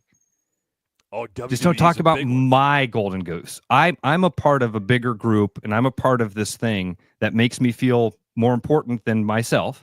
Because we all want that. We all want to be a part of a gang and a group and a team. And you wear the colors.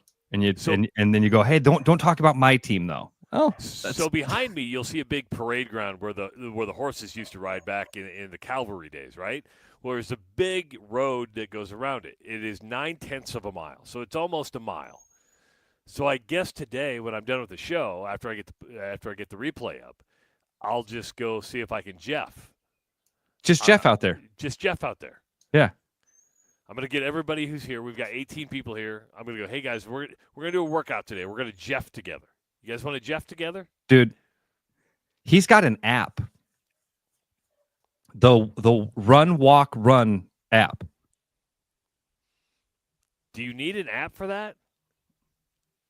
Can't you just run, walk, and run? Do you need this guy, dude? It's a very big deal. Like this is an industry.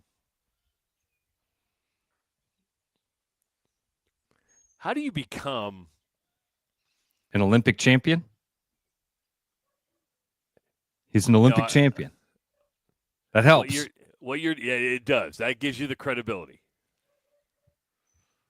You're going to ask me what year he was in the Olympics? Yeah, I was going to say, what year did he win the Olympic gold medal? But then 1972, he competed in the 10,000 meters.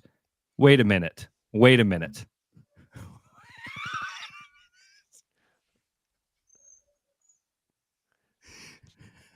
This is great. Jeff Galloway, a renowned figure in the running world, has been revolutionizing the sport for over 5 decades. He's been revolutionizing running for 5 decades, Travis. As a U.S. Olympian in 1972, he competed in the 10,000 meters and served as an alternate on the marathon team. Jeff, you're in today. He trained alongside Steve Prefontaine. I mean, if you're going to train by somebody, that's a good – I mean, because Prefontaine – I just saw an article the other day where Steve Prefontaine is still like the biggest name in track and field. I mean, nobody's taking that mantle to go – I mean, if you were to name a runner, Steve Prefontaine would be the guy that I'd mention, right? I mean, if I say Steve Prefontaine, you know who Steve Prefontaine is, right? Oh, absolutely. Yeah. My dog is going nuts. Can you hear that? Oh, yeah. Is somebody robbing you downstairs? I'm betting there's a cat in the backyard. Oh, does he not like That's cats? Well, I mean, dogs and cats. Not sure if you're aware. We brought our dog with us on this trip. Oh, I love your dog. So we put him out on the front, and everybody who drives by stops, gets out of their car, and it says, "Can I pet your dog?" Sure, go ahead. People yell from the street, "There's a polar bear in your yard! Be careful, there's a polar bear!" That's our dog. And then, the most common question, what kind of dog is he? And I almost look at disgust.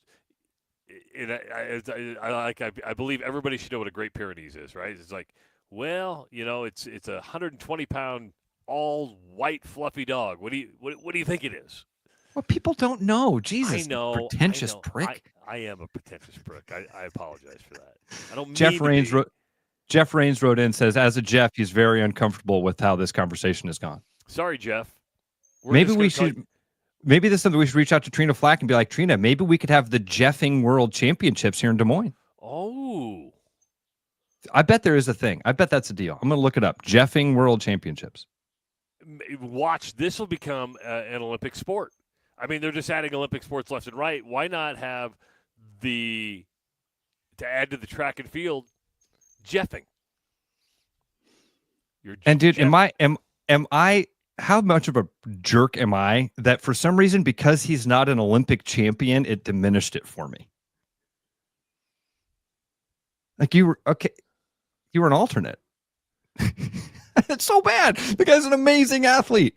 In 1972, he competed in the 10,000 meters in the Olympics. That's an amazing accomplishment.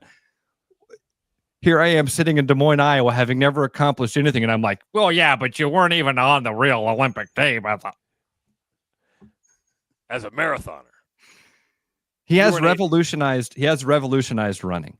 Do you remember when we convinced a former coworker that hold on, think what you just said there. Yes, I did. I knew what I said there. I'll say it again. He's revolutionized running. But you know what he did? He included walking. You remember when we convinced a former coworker that at some point a dude invented running when he just tried to walk twice? Remember that? Yes, we were that mean, folks. We were that mean. Chris Conley joins us next on the Rush Radio Show, powered by Willis Automotive. I'm loving these wooden nickels, Brian. Yeah, I suppose everyone is catching on. Just spend $20 to get a wooden nickel. It's $25. Collect 10 and add up the savings on your next purchase. Some of these are worth $5. That could be huge. I know, right? That's why you have to spend $20. It's $25. Collect 10. It's like money back to you. Spend 20, you get another wooden nickel. It's $25. Collect 10 and add up the savings. It's huge. Central City Liquors, home of the 10% cash coupon. And the wooden nickel program. It's huge. Don't you hate when you're on a road trip and you want to stop somewhere to get something to eat, but you need to take a look at the menu first? Here at Willis Nissan, we decided to implement some menus to make servicing your car easier and more efficient. Our menu offers good, better, and best packages based off of your mileage of your vehicle. And we're offering 10% off the entire menu for the month of June if you mention this ad. Feel free to make an appointment at willisnissan.com or walk on in and make sure that your car is ready for the road trips that you're going on this summer.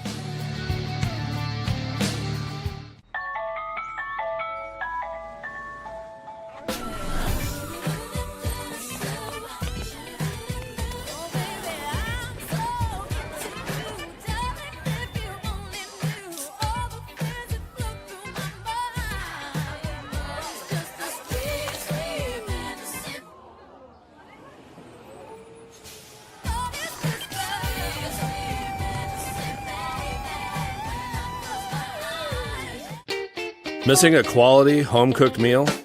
You know, the kind Mom used to make? Lucky for you, we found her recipe book. Welcome to the High Life. Welcome to the Champagne of Bars. Looking for the perfect golf escape? Experience links-style golf right here in Ames at Coldwater Golf Links. With rolling fairways, large greens, and unique routing, it's golf the way it's meant to be played. Whether you're a seasoned pro or just starting out, you'll love our course's welcoming atmosphere and friendly staff. Grab your clubs, book a tee time, and make every round unforgettable. Coldwater Golf Links, where great golf leads to great memories. Visit coldwatergolf.com to book your round today. Hi, I'm Sean McFarland, Service Manager at Mini of Des Moines. School is out and summer is here. Before you hit the road for your motoring adventures, visit us for your oil changes, get your AC checked out, or make sure your tires are roadworthy. Give us a call to schedule or visit us online at miniofdesmoines.com. Back to the Rush. Strong opinions, weak filters, and just enough sense to stay on the air. It's the Rush Radio Show, powered by Willis Automotive. Welcome back to the Rush Radio Show, powered by Willis Automotive. I'm Travis Justice, he's Ross Peterson. You know what I saw on Facebook the other day? I saw a picture of Chris Conley. I never, ever see pictures of Chris Conley, ever. I don't even know if he has social media profiles. I know he has a LinkedIn, but do you have a Facebook page? I know you. I do not. It's all through work. All through work. It was his birthday the other day. Greg Edwards posted a picture of Chris Conley celebrating his birthday. And I'm like, look at Chris is on Facebook. Happy birthday, buddy. Thanks, guys. Yeah, they surprised me pretty good on Saturday. Greg was down there, too. It was good to see everybody. It was nice. But he is the one that posted it. It was not me. And this is, I'm going to do this. Truly humble people hate to hear how humble they are. Chris is definitely one of those guys. I guess I didn't even realize you don't have any social media. Good for you. I am on LinkedIn. You, man. I'm on the professional website, LinkedIn. LinkedIn. Yeah, that's right. LinkedIn. Yeah, the one that's not fun. That's impressive that you do the one that's not fun. That's fair. LinkedIn is fun. You just gotta you gotta be on it. I like LinkedIn. I like LinkedIn because it's not negative. I like it's as much fun as Jeffing. Hey guys, it's funny you brought me on to talk a little bit about the transition in Casey's, but I will tell you this, and it's a true story. How we got connected with EMC to start having talks with them to take over Hy-Vee Hall happened through a LinkedIn message to me. I'm just telling you, it works. That's the right one to be on. Okay. Wow, that might change my opinion on it. It's true. Started changing the sign. Speaking of those big changes, man, saw that the change is happening. We're getting close here. Yeah, it's massive, Ross. We started on Monday, and look, these signs have been up 20 plus years, right? So you have no idea. Harold Peterson, who's our director of ops, and Adam Flack on the marketing side, they put together this tight timeline, right? By July 1, it's Casey's Center, and we want that to change from Wells to Casey's. And so we got a couple weeks here, right? We have the whole month of June to change everything over. And it's way more than that. The exterior, if you drive by the arena now, there is no Wells Fargo Arena signage up. It came down in 2 days, which is way ahead of schedule. So we're happy about that. But some of the things that people don't know, it's you guys were in the building just recently, walk the concourse. There's no Wells Fargo Stagecoach anymore. And it's hilarious because people were like, how the hell did you get that thing out of there? And it wasn't easy. We literally had to take it apart. You couldn't just wheel that thing out the door. You know what I mean? So you didn't hook up horses and just pull it out? They weren't available the other night. No, but it's just, guys, it's a lot. It's a lot of work. It's a big transition. And it's strange, right? You had Wells for so long and they were a great partner. And it's man, people just look at them for having their name on the arena. But go back years. When we hosted the NBA preseason game with Golden State and Harrison Barnes, Wells Fargo sponsored that event. And they did a lot of stuff like that. And to make those things go, you have to be a good partner on that level. That doesn't even include the NCAA basketball tournament and numerous others. So it's a weird feeling, right? You're losing a partner. For me, I've been here over 14 years, and that's all I've known as Wells Fargo and those contacts and those people. So, man, that was a great relationship for 20 years, and now we're changing to Casey's. But there's other people affected too. You guys are around the building, Bordenero's Pizza. They're done now. Oh yeah. Casey's will come in, and that's a tough one, right? Like I just saw Chris the other night and shook his hand, and that's the last time he'll work a stand in Wells Fargo. And like, they did a great job. They really did, you know? So it's like an amicable divorce, and I use divorce and separation, but you're already in bed with with your next partner.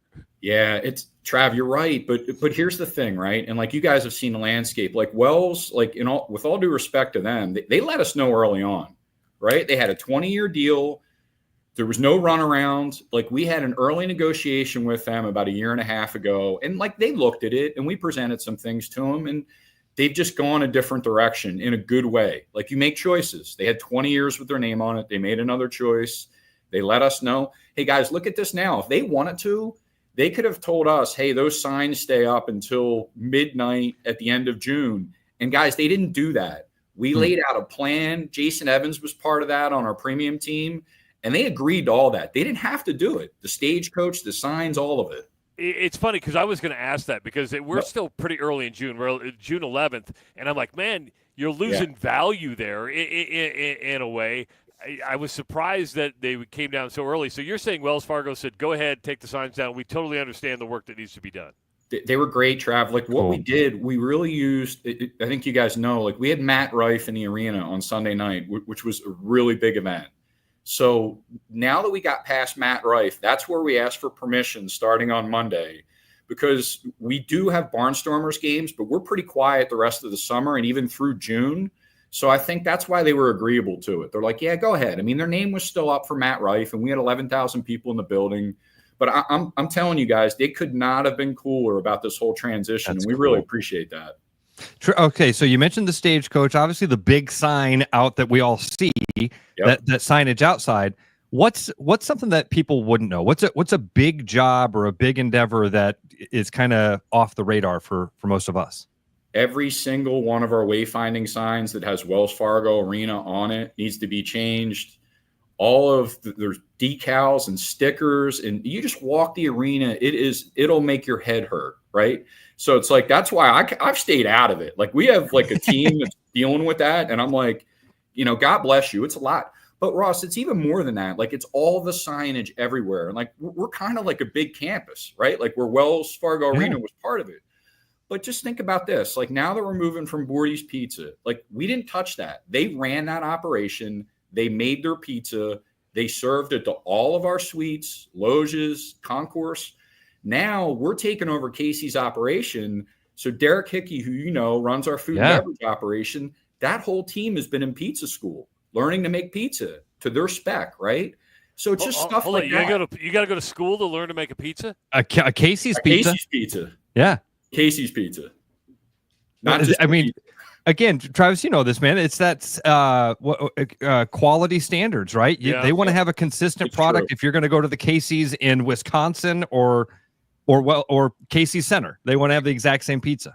No doubt. And I will tell you guys this, like this has gone back and forth so much because when we initially cut the deal, we knew the pizza was coming in. We just didn't know how it was going to work. And initially, I think Casey's wanted to take that over, make the pizza, run the operation. They kind of looked into like how our business is run, and it's a little bit different than a Casey's store. So things kind of evolved where it's our team. We're hiring somebody full-time that will be in charge of that operation. Because guys, I'm telling you right now, just with the Casey's brand and the pizza, we're going to sell more pizza. And that's going to be really important to us. Ross, you asked about some of the changes. Well, there's actually a mini store that's being built right now on our South Concourse. And that will serve Casey's pizza, their snacks, and other things. So it's going to be neat. It's going to be different. It's a different setup, but it's going to be pretty cool. So would this transition has been as easy or is it easier because you went through it on the convention center side, transitioning Hy-Vee Hall to what, EMC Insurance? Yep, that's right. Trav, I think easier, yes. Easy, no. As you guys know, like walk the building in EMC, and a convention center is so different than an arena with signage and the amount of signage. Where I do think it helped us is, though, again, like we talked about the campus, right? The Iowa Event Center is a campus. And when we got ready to move over to EMC, we really learned a lot, like how much actual signage is affected by everything that's on it. So I think that helped us a bit. The Casey's piece, which was a little nicer for us, is we were way out in front of it. So I feel like we've had the time. I mean, EMC, that got done after Casey's, and they started January 1st. But luckily, you would want the arena to go later just because there's so much more signage in the arena. You know, you got the new naming rights. You spent money a couple years ago on the new scoreboard and stuff. So will there be any other changes coming to the arena? Is it time? It's 20 years old. Is it time to renovate suites? Is it time to update certain aspects that need to spend money on, because you guys are profitable? You've made money. Yep. What's next for the arena that people should expect? Your comments, you hit the nail on the head, because we've done so well financially. When we got these naming rights deals done, we were ahead of the game and talking to the Polk County about it, and the county gets it to invest back into it. So along with this big name change that's happening now, what you'll see in terms of capital investments on the corner of 2nd Street, you guys know where the big Wolves banner is that hangs there?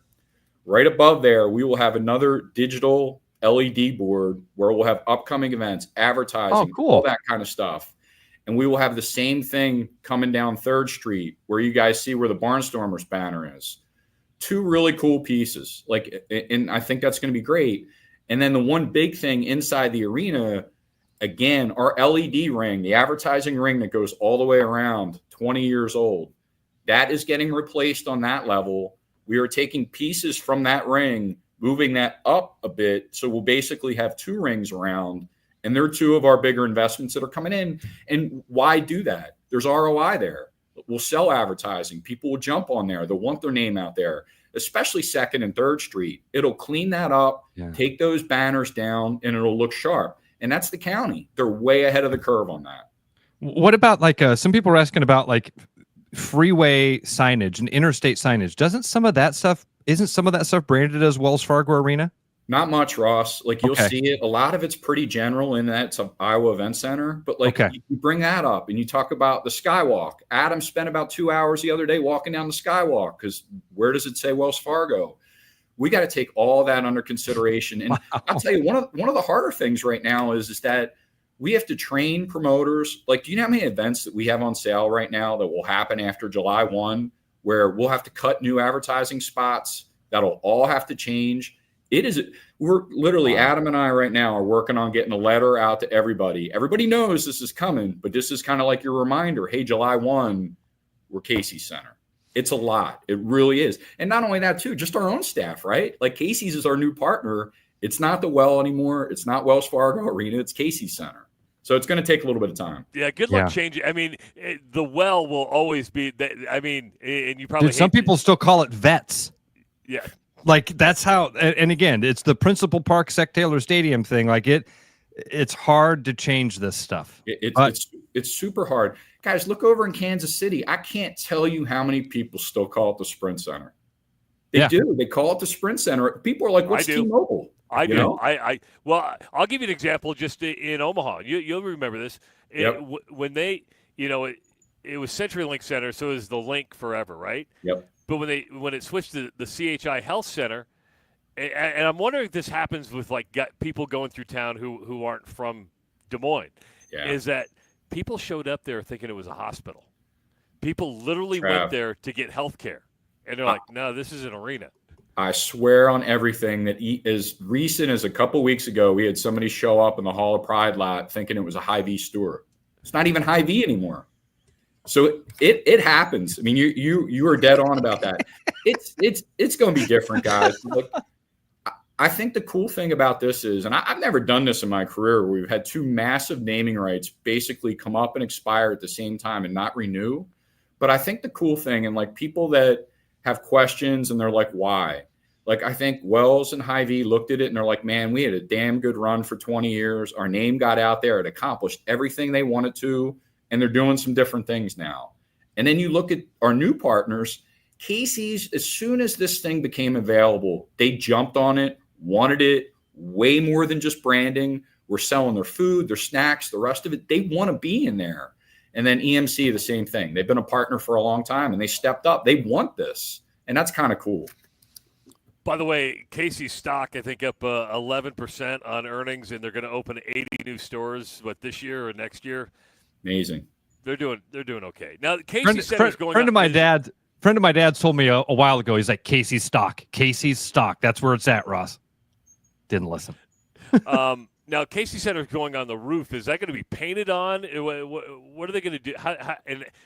How long does that take to paint that thing? Oh. That's another great question. Yes, it will be painted. Yes, we have a plan. That is a new element specific to Casey's that they want it. And I don't know how long it's going to take. Again, we have a 2 to 3 week window here where we want all of that stuff complete. And that's our plan. Can you imagine being the painter, Ross, going, am I outside the lines? I don't know. Give me a helicopter so I can go up and see. Or you're going to have drones up there going, how are we doing? The logistics of how you even lay that out is fascinating to me, man. That's one of those things, Chris, if you could put one of your time-lapse cameras on that up there, that'd be I mean, you don't have anything else going on over the next couple of weeks. If you could climb up there and set up a camera for us. No, I think that's one of the neat features. I mean, really where that came from is the CEO, Darren Rebellas, was flying back into Des Moines.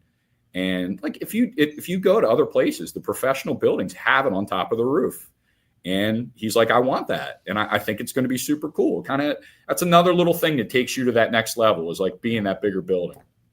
All right. Any big announcements coming up? Do we got any big announcements? Working on a lot of stuff. We've come off a couple on sales. I mean, you guys really helped push the Iowa basketball game, which I appreciate. I heard Maury Hanks last week. I thought he was great on your show. Thanks for doing that.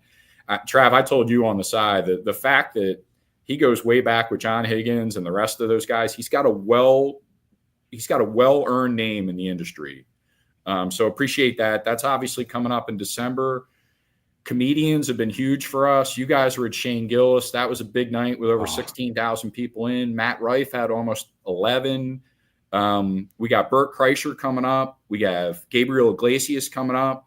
That just was announced and went on sale last week. So a lot of stuff out there, and then a lot of stuff in the works. Did you ever think comedy would be in arenas like it is? Never. And selling like it is? No, I don't, because I think it goes back to like probably Larry the Cable Guy. Like, it's hard for these guys to play an arena, and it's very different. It is. And then it's like, how long can you stay? How much new material? I think Gillis was working on some new stuff the other night. Yep, definitely.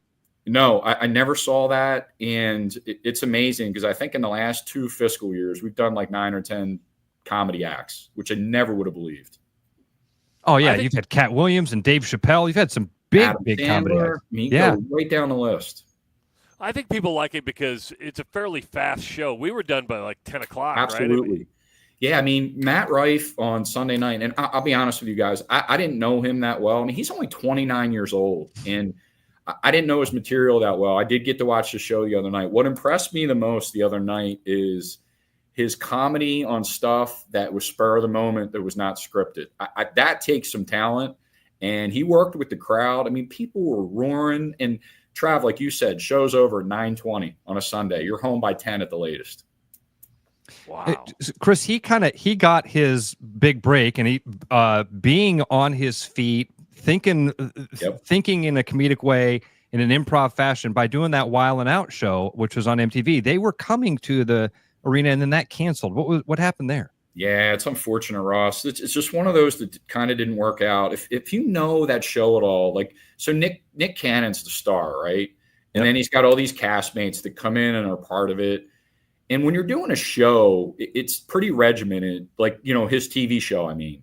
But when you're doing like a concert tour and you're doing one-offs, I think what happened there is that there were some conflicts with some of the other castmates and dates. And like, it started to get to a point where they just couldn't recover enough to make this thing work. It postponed once, we got a new date, and it just, I don't know. I think for me, like, next time I look at doing something like that, because that would have been a one-off and not necessarily part of a tour.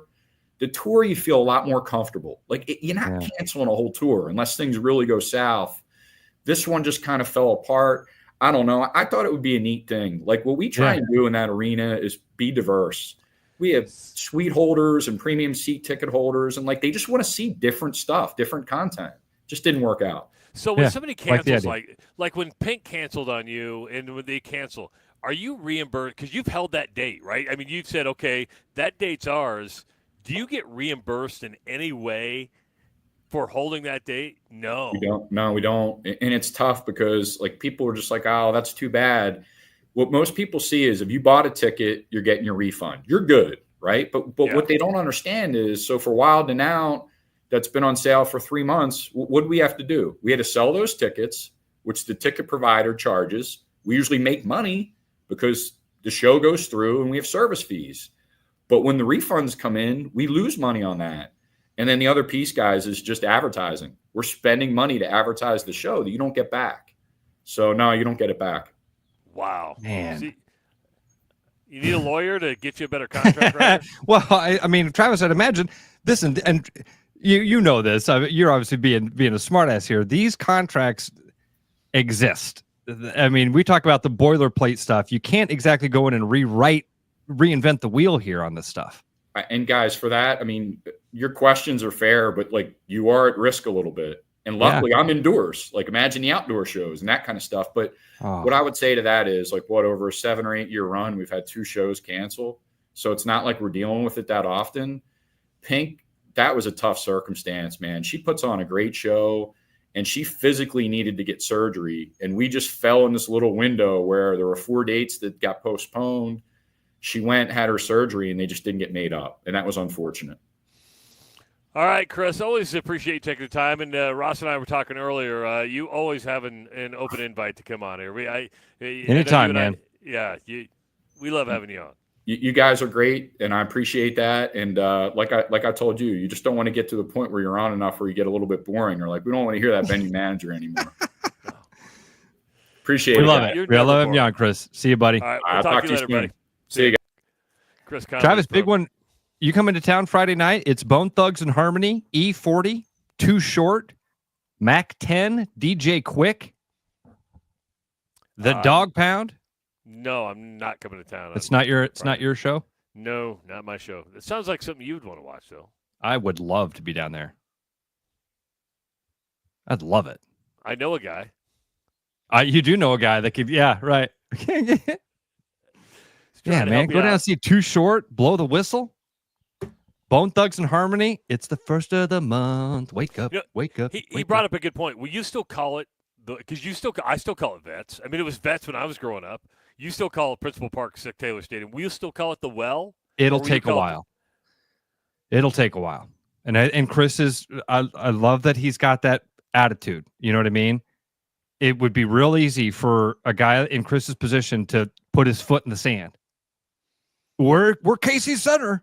You guys have to call it Casey Center. If you don't call it Casey Center, I won't want to come on your show anymore. We've dealt with that before. Oh my God.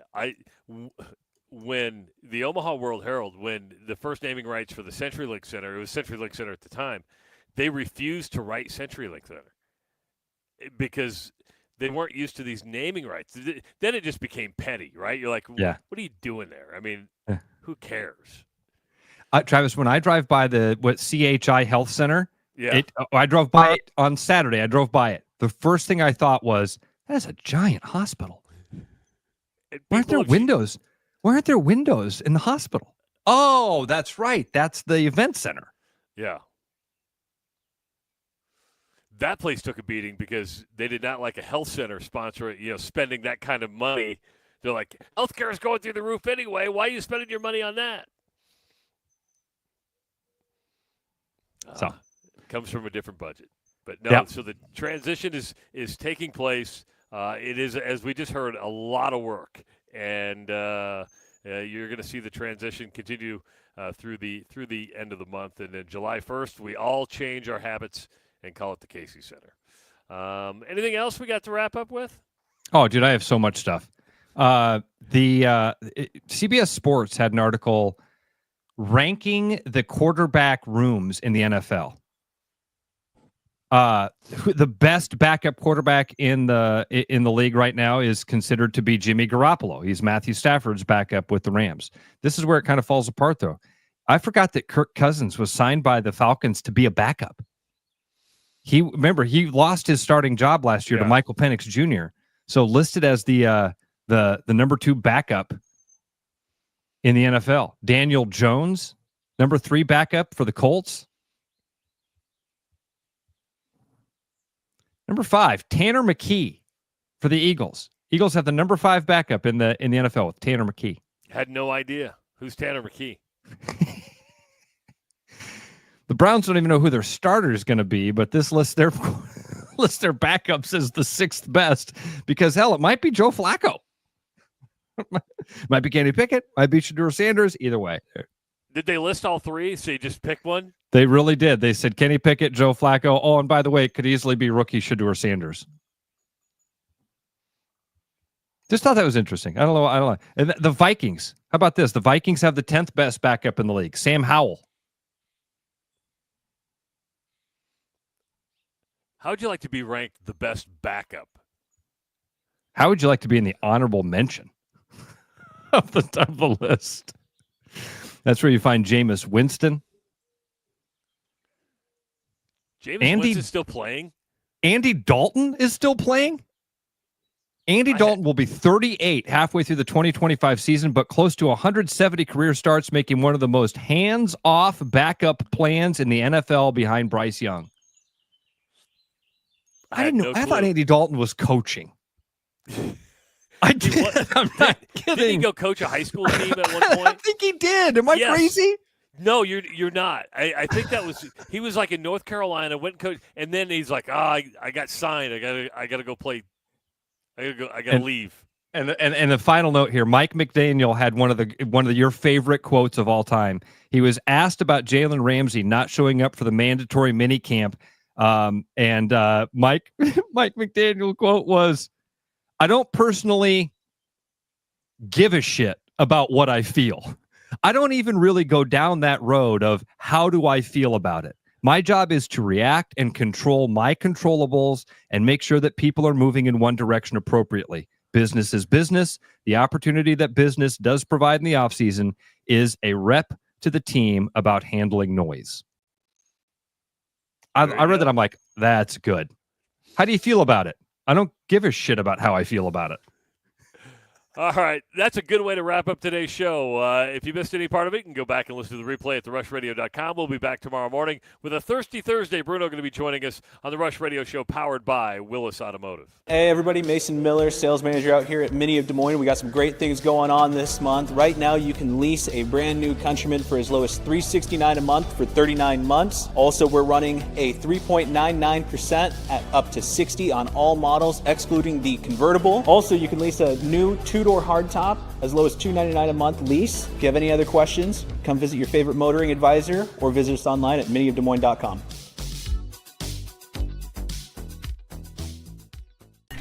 I'm loving these wooden nickels, Brian. Yeah, I suppose everyone is catching on. Just spend $20 to get a wooden nickel. It's 25. Collect 10 and add up the savings on your next purchase. Some of these are worth $5. That could be huge. I know, right? That's why you have to spend $20. It's 25. Collect 10. It's like money back to you. Spend 20, you get another wooden nickel. It's 25. Collect 10 and add up the savings. It's huge. Central City Liquors, home of the 10% cash coupon. And the wooden nickel program. It's huge. With over 260 beers on tap, El Bait Shop isn't just another craft beer bar. It's the best. Beer lovers know. El Bait Shop, 200 Southwest 2nd, Des Moines. There's a new spin on casual dining near Drake University. Lucky Horse Beer and Burgers. Craveable faves, flatbreads, delicious burgers, frozen cocktails, and a crazy cool vibe. Get to Lucky Horse Beer and Burgers today.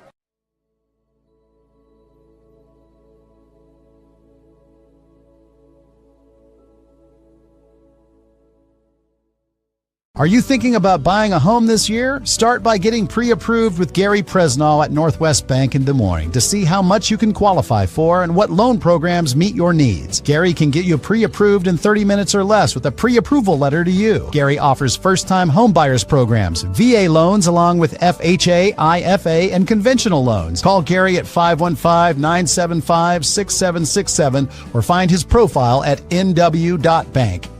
Member FDIC, Equal Housing Lender. Summer's here, and that means extra miles on your car. With road trips, summer activities, and more, stop in now and get a vehicle inspection to make sure your Land Rover is in the best shape possible. We'll even throw in $25 off an oil change. Give us a call or head online at LandRoverDesMoines.com to schedule your appointment today. Bread is made from scratch, freshly baked with locally sourced ingredients and love. At Big Sky Bakery, we take great pride in our delicious products. We know you'll enjoy them almost as much as we enjoy baking them. Find us at the downtown Des Moines Farmers Market every Saturday. Back to the Rush. Strong opinions, weak filters, and just enough sense to stay on the air. It's the Rush Radio Show, powered by